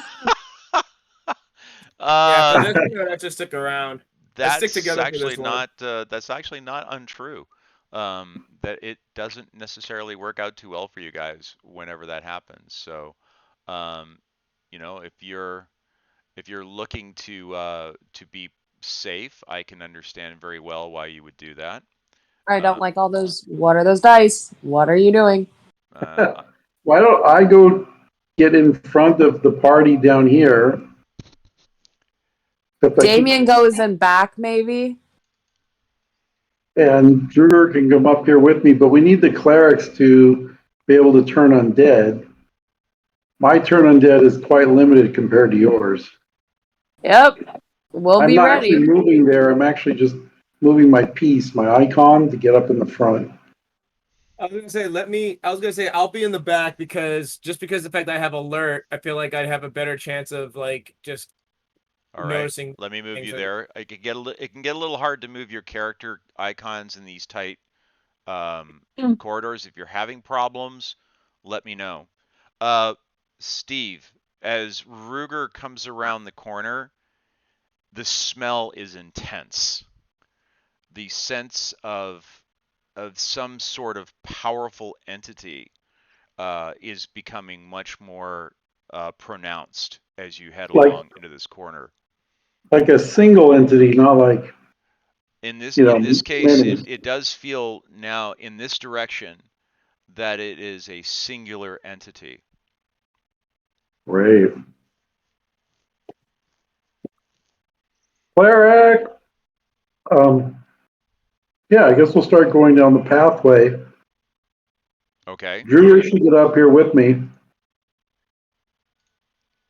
I'm gonna. All right. I'll let the clerics turn undead when we see them. All right. Have that, by the way. Yes, you have that built in, but you can only do it as a limited number of times per day. Oh, I see. It's in my actions. I see. Yes, and in fact, if it's low enough, I think you can actually even destroy undead now because you are of high enough level, depending on what it is. Oh, I sure do. Yep. All right. So this is your marching order. Damien, you're in the back. This is roughly the marching order, correct? Yep. Okay. That's good. Steve, go ahead and proceed as you head down the pathway. The question is, do we want someone to detect traps ahead of us? Good question. Do you want to send somebody stealthily ahead? That would be Cauldron. Cauldron, job opportunity, if you Cool. want it. She's like, I'm sorry, for what? To check for someone to go traps? ahead to check for traps. Sure. Do you want me to do that? Yeah, I'm zooming in on the Twitch so people can see this a little bit better. Is that a perception? Yes, it is. Can summon a dog and let it go ahead, but when it finds the trap, it also disappears. So so interestingly enough, Cauldron, despite not the nicest role in the world, you grab Ruger by the back of his cloak and give him a yank, going, don't go all the way down there. There's something very unpleasant waiting for you, and you can see that it's happening right about there.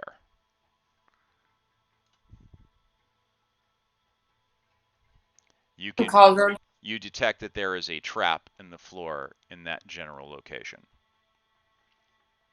Is this the kind of trap we can disarm, or is this the kind of thing where we're going to have to find a different way around this dungeon? It's not the most sophisticated trap in the world. This was clearly built by a government contractor. And as a result, it's pretty easy to spot even from where she is back there.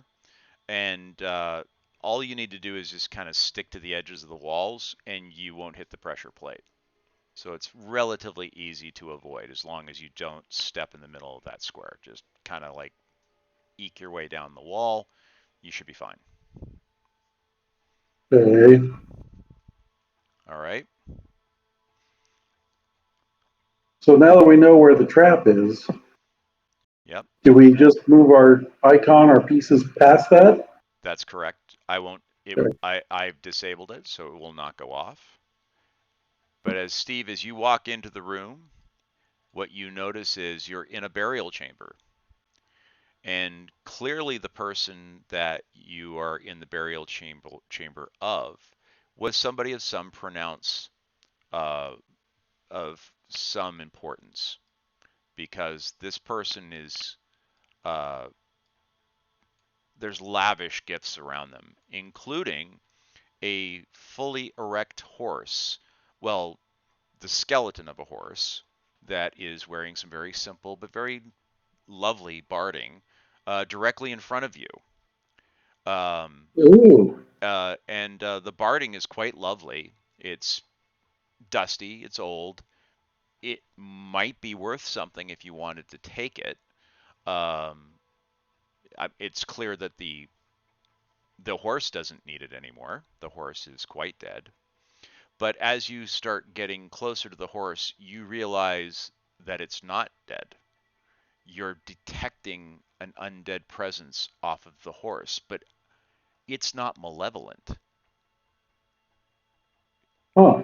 So the putrid smell that you're getting is not coming from the horse, even though the horse is actually undead.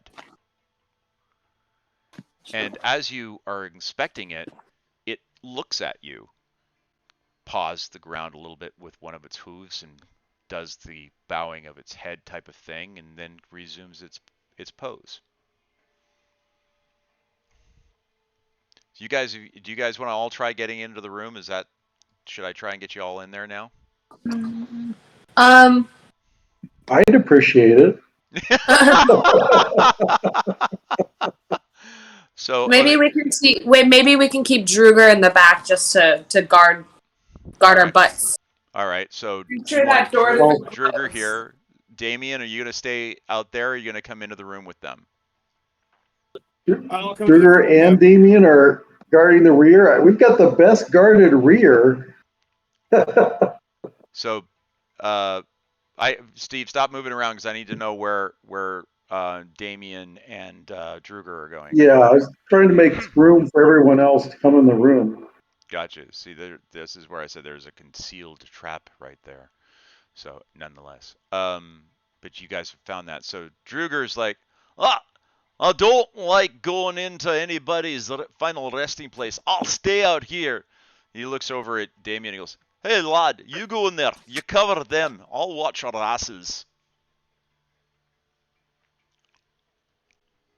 So, Damien, So, do you want to go into the room or what's the story, man? I thought I was following behind them. I already moved my token behind the dude with the eye patch. Gotcha. Okay, Is Druger, and you will address him as such. all right. So if you're not going to go in, then Druger's going to come into the room to make sure that everybody's, got their butts covered.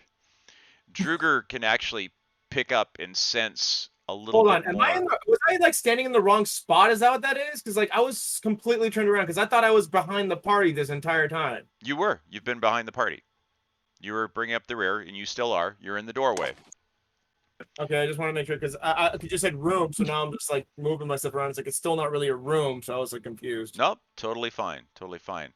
Druger and Ruger are starting to, their dwarven sense of where they are in relation to the underground is starting to kick in.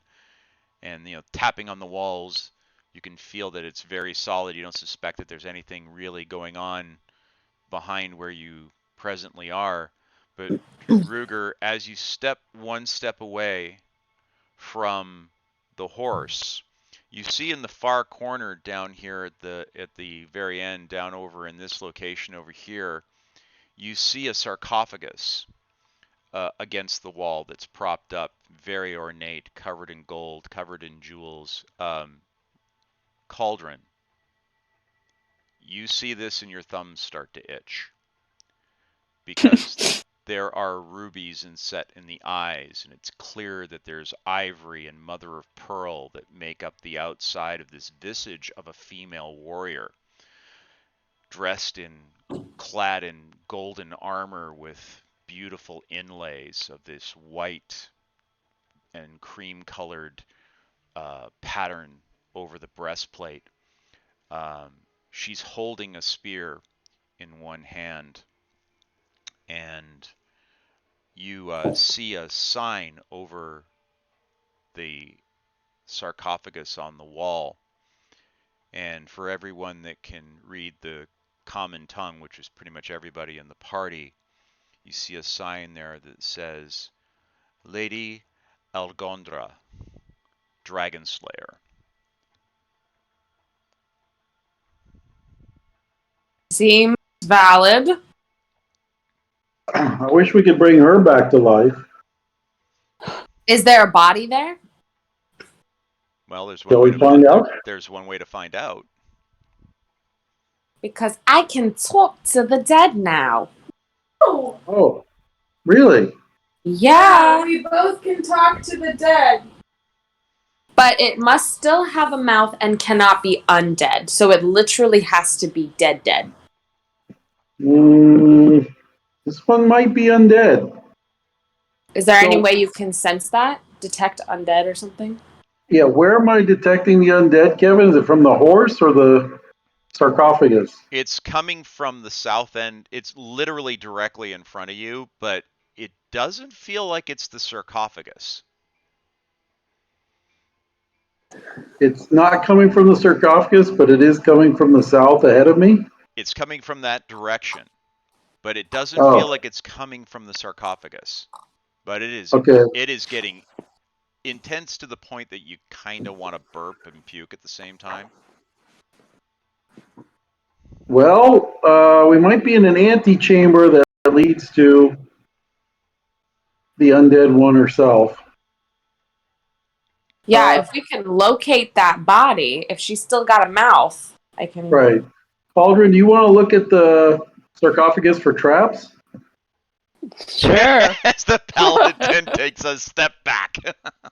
Well, I'm trying to make space for her to get through. All right. So, Cauldron, go ahead and give me a perception roll, please. Or you can use proficiency with the thieves' tools, whichever is a better one for you.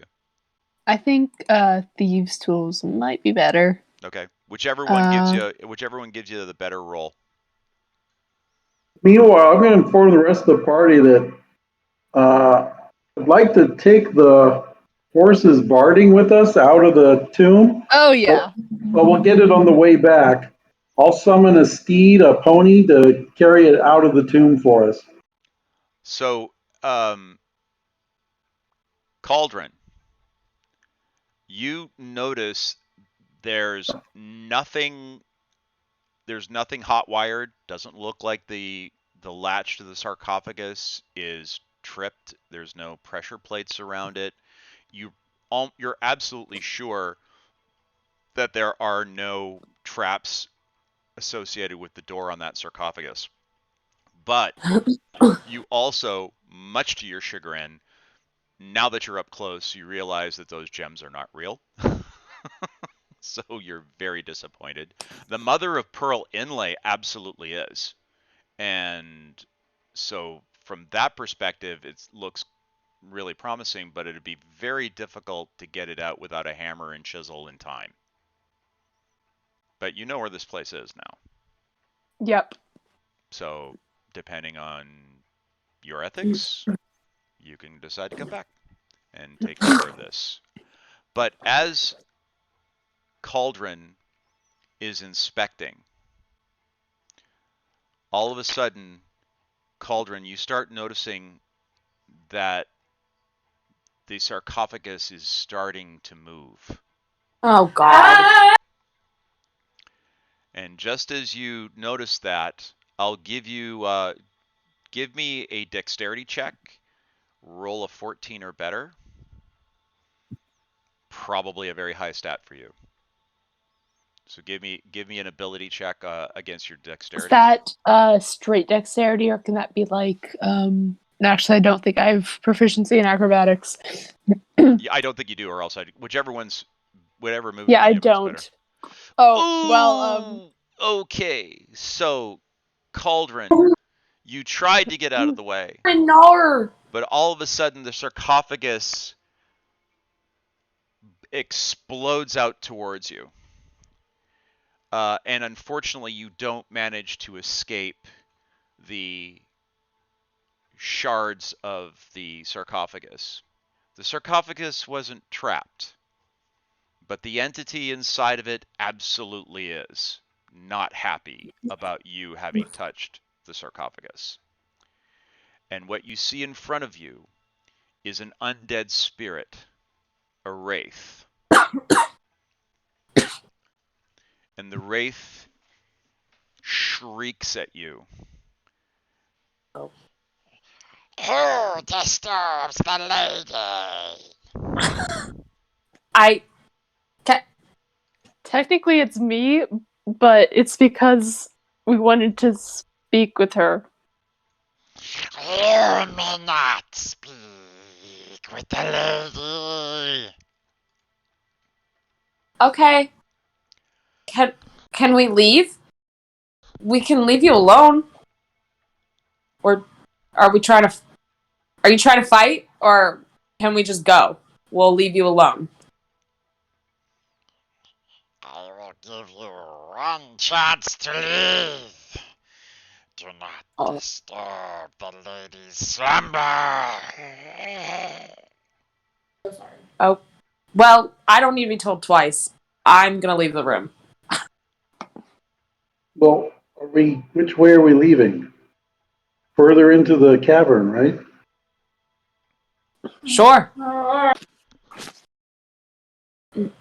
that was hard. Okay. That was hard on my throat. All for the art form. I guess I'll go first.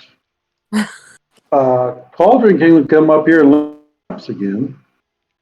Is Cauldron hurt? Does she need anything? She may need a new pair of underwear. Can we maybe tell her that we need her help? Okay, Angelina's got something to say. Okay. I'm sorry, just before I leave, I was just wondering, would it be a bad idea if I told her that we just need her help, or someone's help? The lady's help? You trying to tell Yeah, me to should do I it ask myself? her? Should I ask her? Okay, if you'd like. No, I'm saying should I? I'm asking the party. Yes. Okay, I ask her. Okay. What do you need the lady for? She has earned her rest. I would, we were just wondering if you have any idea where, what was the mother's name? What was the mother's name? Obviously Oh don't god. know. Uh, Murmansk? What? Murmansk? Something like that? That's the dude, I think. The father, maybe. Okay, Mermask's wife may be resting. You hear a blood-curdling shriek. Okay. It causes your blood to go cold. And the wraith says to you, She does not rest. Okay. Okay. She's not what? I couldn't understand that. She doesn't rest here. Well, yeah, she doesn't rest here, but there's a dragon slayer here that we could use her help with the dragons. Dragons. Dragons. You want her sword. Her throat? Her sword. Oh. I think she has a magic dragon slaying sword. Where can we find it? Dad, you can speak this part. okay, thank you. I That got was you. that was hurting. The commitment to the art is Admirable. admirable for sure. If you can find it, you may take it. If you can defeat me. We have to do that. Wait, okay, wait, hold on. Do you really want to fight? Isn't there a peaceful way that we can settle this? We're trying to get into Wave Echo Cave because the fate of the universe, the multiverse, depends on it. We're good people. We're not trying to take over anything. We just want to find answers and find a way to make sure that everything stays in some sort of semblance of balance. Okay, give me a wisdom roll. And this would be Elrin. You need to roll a 15 or better. Oh God. Okay. Well. So the guardian is not convinced by what you've told her thus far. Makiko. Hold on. Okay. Angelina's going up to her. I go up to her and I tell her, please, you have to believe us. We are simply doing what you did many, many years ago, where we are going up against dragons and we are completely outnumbered and completely in over our heads, and we're looking for any help that we can get. We are trying to protect Wave Echo Caves. You want proof? We have the puzzle box that we know is part of the key. So as you are speaking, the guardian raises up as if it's going to attack. Okay. But as it suddenly jolts towards you with astonishing speed, it stops as it gets to you, as its eyes fall onto your brooch. Wait. Anyways, continue. Its eyes don't fall out of its head. What I mean is its gaze falls onto your brooch. I forget you're the person who thought the word thrall was a word that I had made up. I understand. No, I thought it sounded like shawl. There we go. It's a mix of a throw and, a pincushion. It sees the brooch and says, You wear the lady's jewelry. Are you of her kin? Who? No. The lady? Her? No. Who's the lady? The lady you got the brooch from. The lady. Capital T, the lady. Makiko! Just say yes. No, you are not of kin. No, I'm not of kin. She's just helping you. She's helping us because she understands the situation we are in and lent us help. Fuck, I don't know. Why? You may examine the tomb. If the tomb finds you worthy, you may take the lady's weapon. But Okay. do not disturb the lady. Are you the lady? Okay. Thank you. Yeah. Okay. Oh. She actually says the entity says you hear that blood curdling piercing scream again, and No, I am her eternal protector. Oh. See. Well, thank you. We won't touch anything else. Aside from the sword. Aside from sword. We will not wake the lady. You are the protector of the lady, I see, and you don't want us to wake the lady. Okay. Who's the lady? The Slayer. I thought she was the Slayer. No, she's the protector. Oh. So who was in the tomb? The sarcophagus? The lady. The lady. Oh my god, go to the sarcophagus. There's the lady, and then there's the wraith that's protecting her. Oh, so we didn't actually open the sarcophagus? It exploded. Oh, that's right. Okay. See, that's what got confused. I thought it exploded and then the wraith came out of the sarcophagus. It did! Wait! Makiko! So confused! The wraith is protecting the lady's tomb. But wasn't the sarcophagus the tomb? It's Yes, we opened it and it exploded out of it to protect it. Oh, so it wasn't actually in the sarcophagus? It's a wraith. It's like a spirit. No, I know that, but I'm talking about the lady. Is the lady exploded? She's a pile of bones right now. Can you just go check it out, please? Okay, I'll go check. Wait, I thought I was. Why would I check it out? She just told me not to. We're supposed to get the sword. Oh, okay. Oh my god! And then so I push Angelina forward. Oh, okay. Okay, so I moved her. All right. All right. Is there some sort of roll she's supposed to make to see if she is worthy to search the sarcophagus? I thought it was the tomb. Yes. The tomb. Yeah. You're free to. The guardian points out the door that you guys came in through, and says, "If the rest of the tomb finds you worthy, you may take the sword." Okay. Whoa, what does that mean? Maybe every room is a test.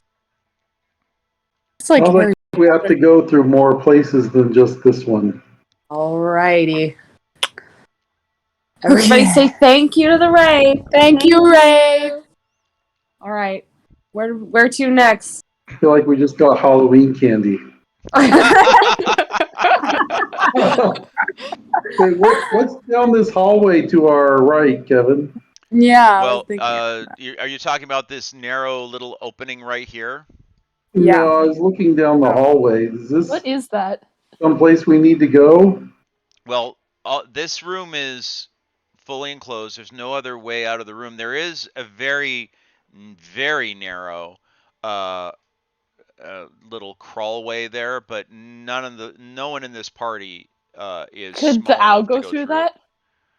that? The owl could not, but if someone has the ability to summon a different kind of animal, like a snake or a rat or a weasel, you could certainly summon a weasel. There's nothing in this alcove, though. No, right here. well, there's the obligatory accoutrements you find inside of a tomb. There's shelves with scrolls that have faded, have nothing left on them. There's some decorative pieces that are mainly for show, but nothing of a consequence. I'd suggest we should head towards the voice. Yeah, That might be the one we're looking for. All right. X Factor. Hey, Cauldron, do you want to lead the way? Want to make sure we don't go get stuck in no traps? Sure. Thanks. Cauldron, do you need healing? No, she didn't What? get. They did not hurt her. Oh. They did not hurt her. I'm kind of stuck on this wall here.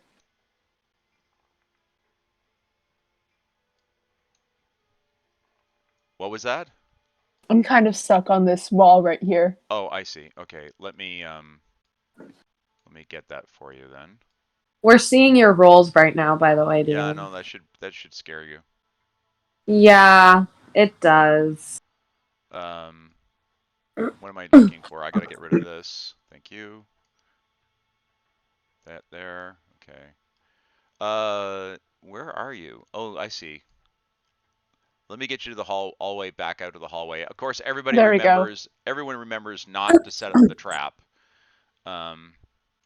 Steve, where are you going to be in proximity to? Are we going to put Cauldron? You're going to be in front of Cauldron, or have her behind you? Okay. Cauldron can go ahead of me for traps. Gotcha. Okay. So, sorry, I'll put Damien's in the rear. Then, okay, so now you guys can try moving your own characters if you need to, if you want to. So where do we want to go from here? So the voices are coming from down this hallway. Are we going that way? Yeah. That's Great. my vote. Anybody else have a vote? Nope, I'm following the smart ones. Look for traps. What? All right, so Cauldron, as you come around the corner, as you come around the corner, you see something down the hallway, which is sort of interesting to you. You see a small glowing orb that seems to be whispering as it's over in the corner. Anything I can make out? Well, it looks like a very large firefly, or like a little glowing orb. Do me a favor. Do you roll against your perception real quick? Okay. So you've heard about these before. You're fairly certain you know what it is. You're pretty sure that this is actually a will-o'-the-wisp. And you know that will-o'-the-wisps are treacherous and very, very dangerous. And you also notice that where it is hovering over, there's another one of those really crappy pressure pads in the floor.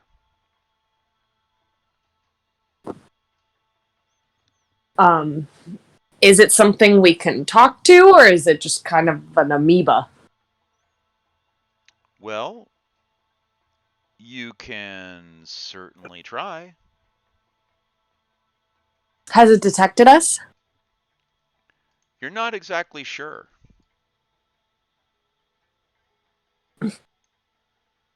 Anyone have any ideas how to proceed?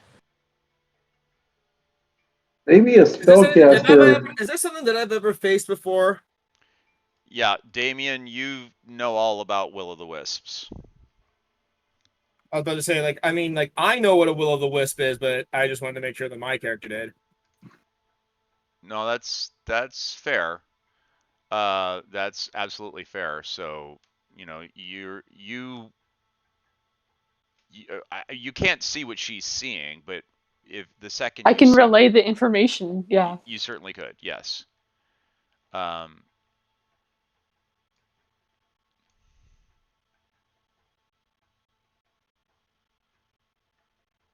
So how, I'm not exactly sure. What are you trying to do? Are you trying to get over there, Damien? What's the story? I'm trying to think. Well, do we want to actually try and? We don't want to necessarily attack it per se, do we? I mean, it's an option. I mean, I'm trying to remember. Do I know? Does my character? So because my character knows exactly what this thing is, do I have anything in my arsenal that would actually weaken it? Because I'm trying to think. I have my silver tipped sword, but I don't know if that's gonna be. If that's gonna just. If that alone is gonna cut it. So No it's, pun intended. yes, Pun exactly. intended. I was wondering if that was meant to be yeah. a joke, but so it's not Do we moving know towards. that this? So here's the thing. It's not moving towards you. That's what I'm saying. It's. Do we even know this thing is gonna attack us? We could just ignore it until it attacks us. If it attacks us. Idea. Yeah. 3. Oh, and by the way, where it's hovering over has one of those pressure plate traps. Yeah. I Got think it. maybe it's a trap entirely. Sounds like it.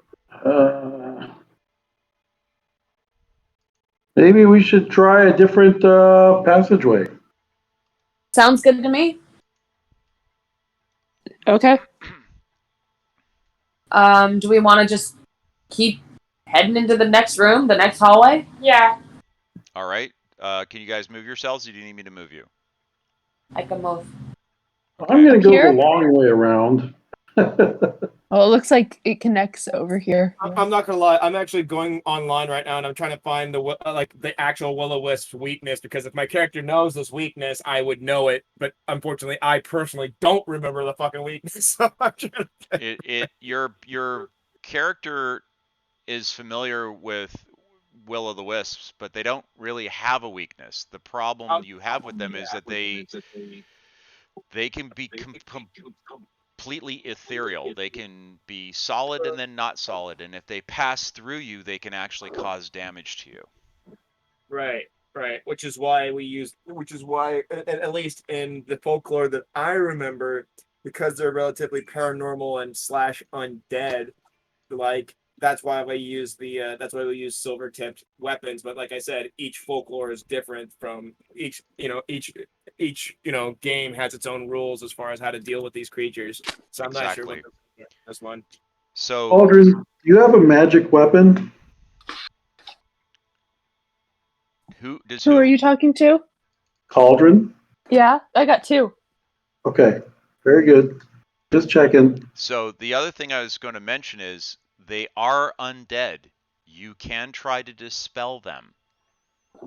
But if you don't succeed, they can get really pissed off.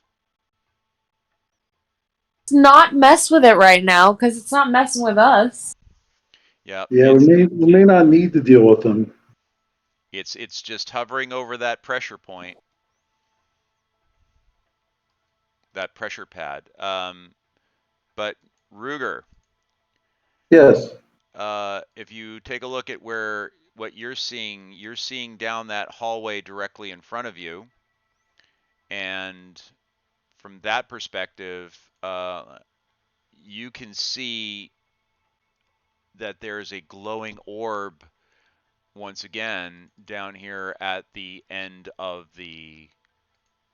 that hall. You can see that there's this like little, wispy, floaty kind of thing. And right now the aura that you're seeing is kind of this yellowish, sickly green kind of color. So Hey, it's, DM. yes. Is this the same orb that I saw in the altar of the vision? No. So this is like the will-o'-the-wisp I just saw? Correct. Great. Yes. Well, I think we have another one down this way. Cool. Great. Maybe we Shall we? should head east, Great. Where'd you go? around the staircase. Oh, You just weren't in sight distance. Yeah. You want to come down this passageway with me? Where's Druger? Oh, sorry. I'll move him along in just 1 second. I was just. he's lost. Druger. Yeah. Oh, I'll be along in a minute. Oh, damn place. It's a labyrinth down here. This is no place to relieve yourself, Druger. Right. So Druger goes and joins you guys in this direction over here. There we go. Okay. Maybe you can come down the other side of the passage instead of everybody on one side, since we know it connects up on the other side. Excuse me. Move me. Pardon me. Pushes his Mind way if over I to the go other side. first? Please. Check for traps. All right. Give me a roll.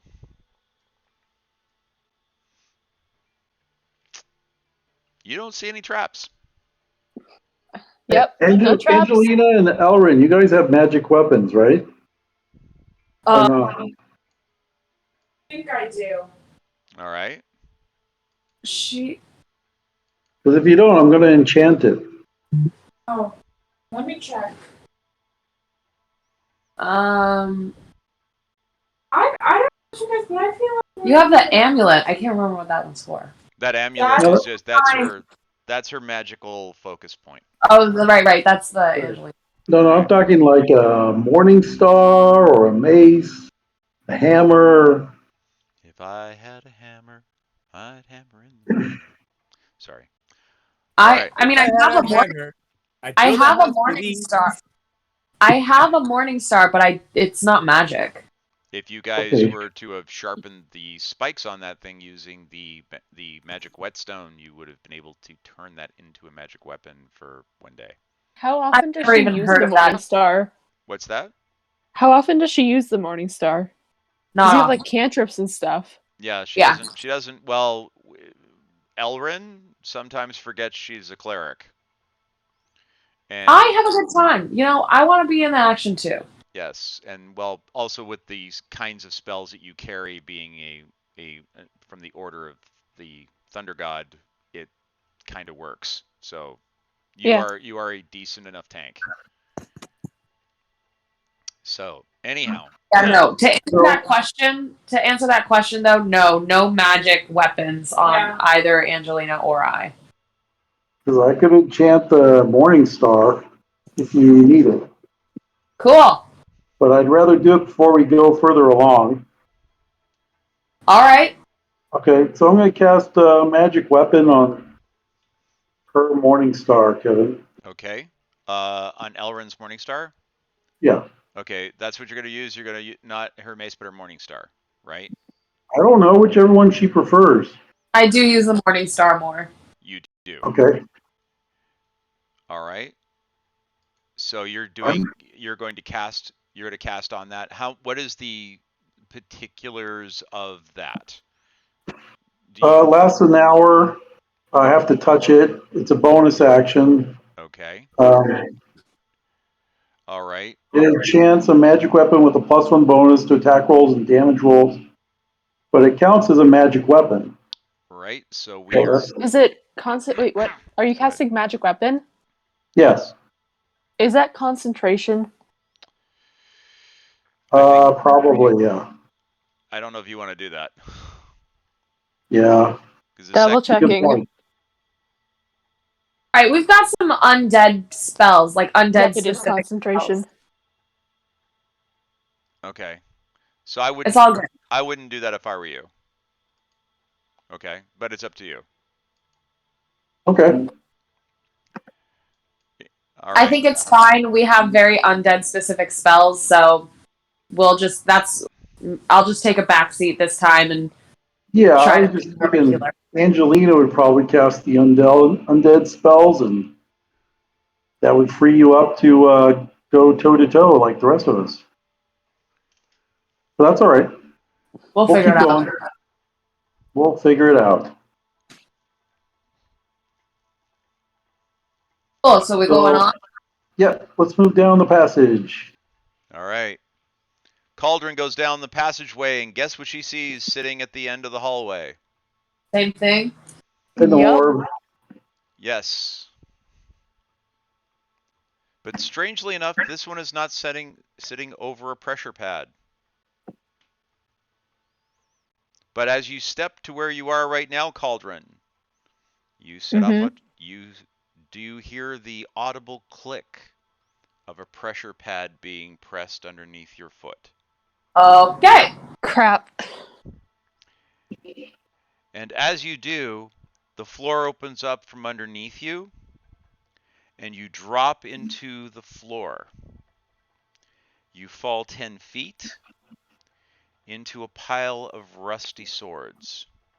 Oh, come on. Youch. Yes. Hope you got your tetanus shot, Cauldron.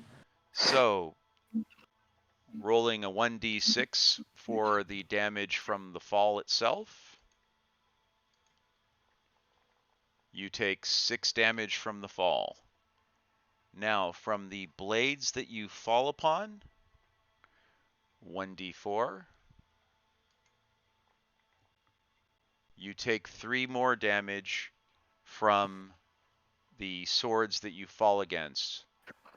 But fortunately, so that's for a total of 9 points, which takes you down to 35 hit points? No, 37 hit points. But you are running protection from poison, are you not? Did you cast that on yourself earlier on? I don't think we did. Nope. She did not. So please resist against poison for me, please. Is that a con save? That is a con save. It is a 12 con save.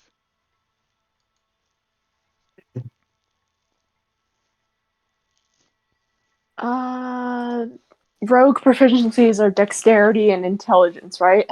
Correct.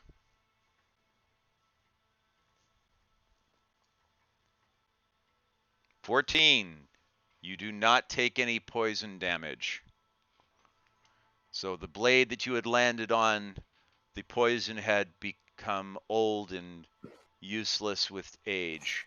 But you are now at the bottom of a very unpleasant pit in the location. Good news, I found a trap. Bad news, I'm in the trap. Good. This is a good news, bad news kind of situation. Very well. I guess as a Anyone precaution. lower rope for me, please? Yeah. Druder, come here. We're going to lower some rope. All right. Is it too narrow for both of us?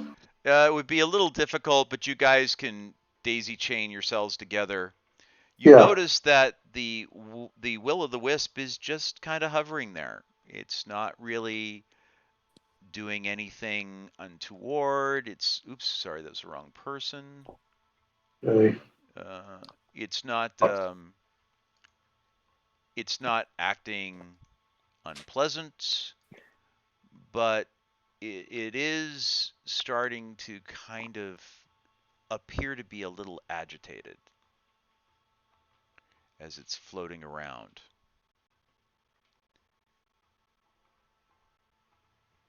Well, we'd lower the rope to Cauldron, All right. try to haul her out. I'm sure between the two of us, we're more than strong enough. Not a problem. You don't have to do a roll or anything like that to see about being able to pick her up.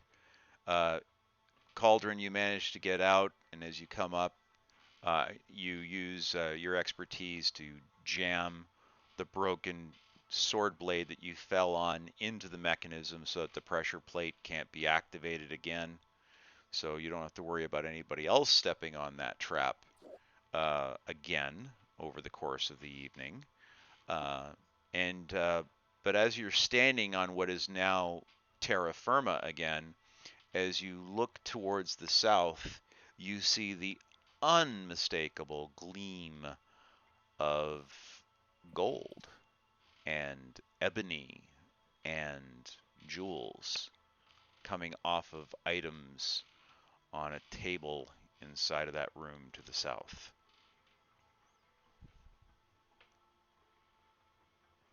I'm going to cast protection from poison on myself, just as a precaution. It's like, no offense, but zap. Yes, go ahead and do so. I tried. Did it take effect? For some reason, it thinks you're Cauldron again. I don't know why it's doing that. Let me see your spell book. Maybe I'll cast it on Cauldron. She's ahead of us. Hold on a second. Did you cast it? It says I have no more available spell slots for that. Did you use your 2 but spell I slots? haven't. I have not used them. Yeah, you didn't. So you should have. Did you take your long rest? Yes. Oh, for whatever reason, it didn't give it back to you. Okay, try it again. Yeah, I guess I'll cast on Cauldron. He's going to end up in more jeopardy than I am. Yes. All right. So Cauldron should have protection from poison. By the way, it doesn't appear to be taking effect. Don't know why. I was going to lay hands on Cauldron. All right. So, all right. Well, we know that she has protection from that on her. So let's just put that on her for the time being. We'll just know that it's there. All right. Okay. I don't know why. We'll give her a little sheen to her so that we know that she's got protection from poison on there. You're laying hands on her to give her all 9 of her points back? Yeah. Okay, we got her back up to full power then. Cauldron is back up to 46. Remove the 9 points from your from your point. There you go. Cool. All right. And Cauldron, you have a nice golden glow about you now, as we know that you have protection from poison running on you. All right. Hey DM, just a quick time check. It is 7 minutes to 6. Yes, it is. So, and then we're going to wrap up our session here in just a few minutes as everyone walks into wherever we're doing next. Are you guys going to walk into that room? Are you going to engage with the Will-o'-the-Wisp? What are you going to do? I think there's something to be said about the fact that all of them seem to be waiting for something. Yeah. Like maybe we're not the thing that they're waiting for. So I wonder if we can speak to them. Well, I guess we haven't looked at all the rooms yet. Maybe we should... Wait, have we? Is that all of it? Well, because all of the hallways are blocked off by those orbs. I don't think we have gone down here. That is correct. You guys have not gone down in this direction down here. And is that the room with all the jewels and stuff? That's the room where the thief was seeing all the jewels, and you'll notice the thief is wasting no time. No. To go into the room. Not at all. Oh! It feels like a trap! Sure looks like a trap. Can I just call out to her as she goes there? Can I just be like, check for traps? Seems like a trap. I tried to address the wisp in front of me and say, we seek the lady's tomb. We must converse with the lady. As you say that, it vanishes. Oh, Yeah, okay. Okay, don't know what that means. Is there a passageway past the wisp? I'm sorry? Oh, there is. There's a passageway beyond the wisp? There is. Okay, I'll hit. Oh, it goes the same place that Cauldron's going? Correct. It takes you to the boy. same room. All right, I'm just gonna follow. Yeah, may as well all be in the room together. All right. So, What is in front of us? Angelina, are you gonna? Where do you want to put yourself? You and Damien. You're blocking Damien from getting through, and you're way in the Oh, back. sorry. I was supposed to carry her over. Okay. Damien, you want to move into the room? Copy that, I will. All right. So, as you come into this room, you see there are 2 sealed stone sarcophagi in those alcoves to the south end of the wall. Each one of them is ornately decorated, not quite as elegantly as the Lady Alagondra's was, but they still look quite nice. They are mostly, it looks like they may have actually been carved out of a solid piece of ebony, dark, beautiful, rich wood, ornately covered, and it looks like 2 sleeping, or at least resting, warriors, lying on their backs, swords clutched to their chests as they're lying there.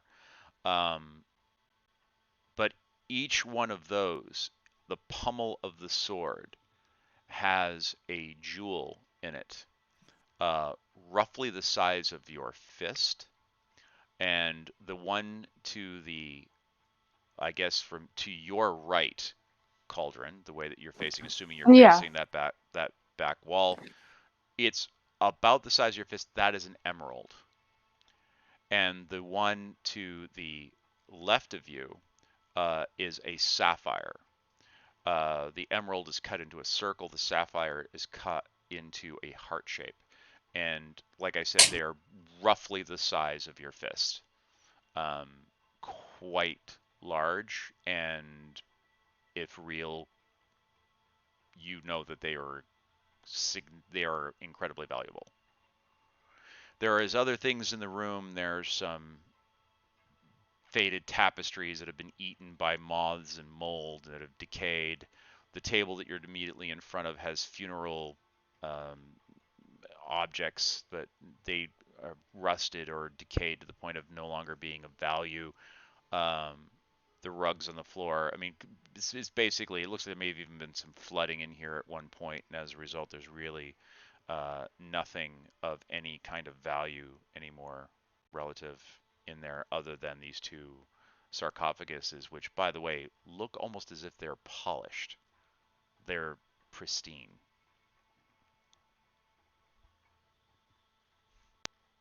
Don't touch. No one touch anything.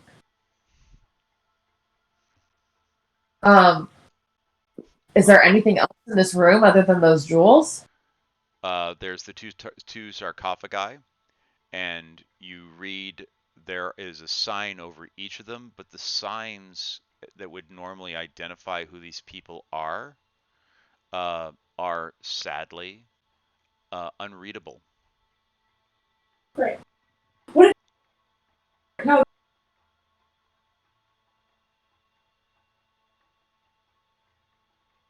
What do we? I mean, what do we do now? We try to make a guess. Are we in the tomb of the lady, and is she in one of these sarcophagi? Yeah. But I'm starting to wonder if this isn't more guardians of hers and not the lady itself. Doesn't look right for a tomb for one person. This looks more like a tomb for her temple guardians. Yeah, I definitely get that sense as well. Unless it's like the lady and her mans. That's possible. Do we want to risk opening up one of the sarcophagi? I mean, Why don't we? Do we want to try communicating with the other orbs? we could. Do we want to go look at the other rooms first before we decide which one? Yeah, I think that's smarter. Yeah, let's do that. Okay, Druger, you grab Cauldron and make sure she doesn't take any valuable out of the room. Right, alright, lassie. I know it looks tasty, but you gotta leave them behind. At least for now. Cauldron. disturbed the wrong thing. Okay. The Wraith comes to get us. Cauldron is like, really? It's what I do. I take things. This is what I do. Well, if you want to kill the Wraith, then go ahead and, get your valuables. All right. Get your thief on. Well, ladies and gentlemen, boys and girls, this is where we pause for this week. With a frustrated thief with itching thumbs staring at probably a small fortune in jewels, a party that is trying to understand what the heck they're going to deal with these people these entities that seem to be not overly communicative, but also not terribly confrontational. Is the sword here? Is the sword not here? Is it in the lady's possession? Is it in someone else's possession? Where is it? Where is it not? These questions and more will be answered next week. Same bat time, same bat channel. Actually, next week we're going to start a half an hour earlier at 2:30. All right, folks? Sounds good. Okay. Sounds Getting good. very Halloween-y. Everybody, I will also commend you all. You're all alive, which I wasn't sure of for a moment. Well, there was no combat today, so. No, but there darn near There almost nearly was. was. It would have been violent and brief. I know. I was like, we can't. I can't fight this screaming ghost. Yes, it would have been. You could have tried. No. You could have No, I tried. wouldn't. No, Damien would have died. All right, guys. Well done. Everybody's alive. We will talk next week. Take care, Sounds everybody. good. Thanks, everybody. See ya. Bye. Very much fun. I'll see you guys in a little bit. See ya. Bye.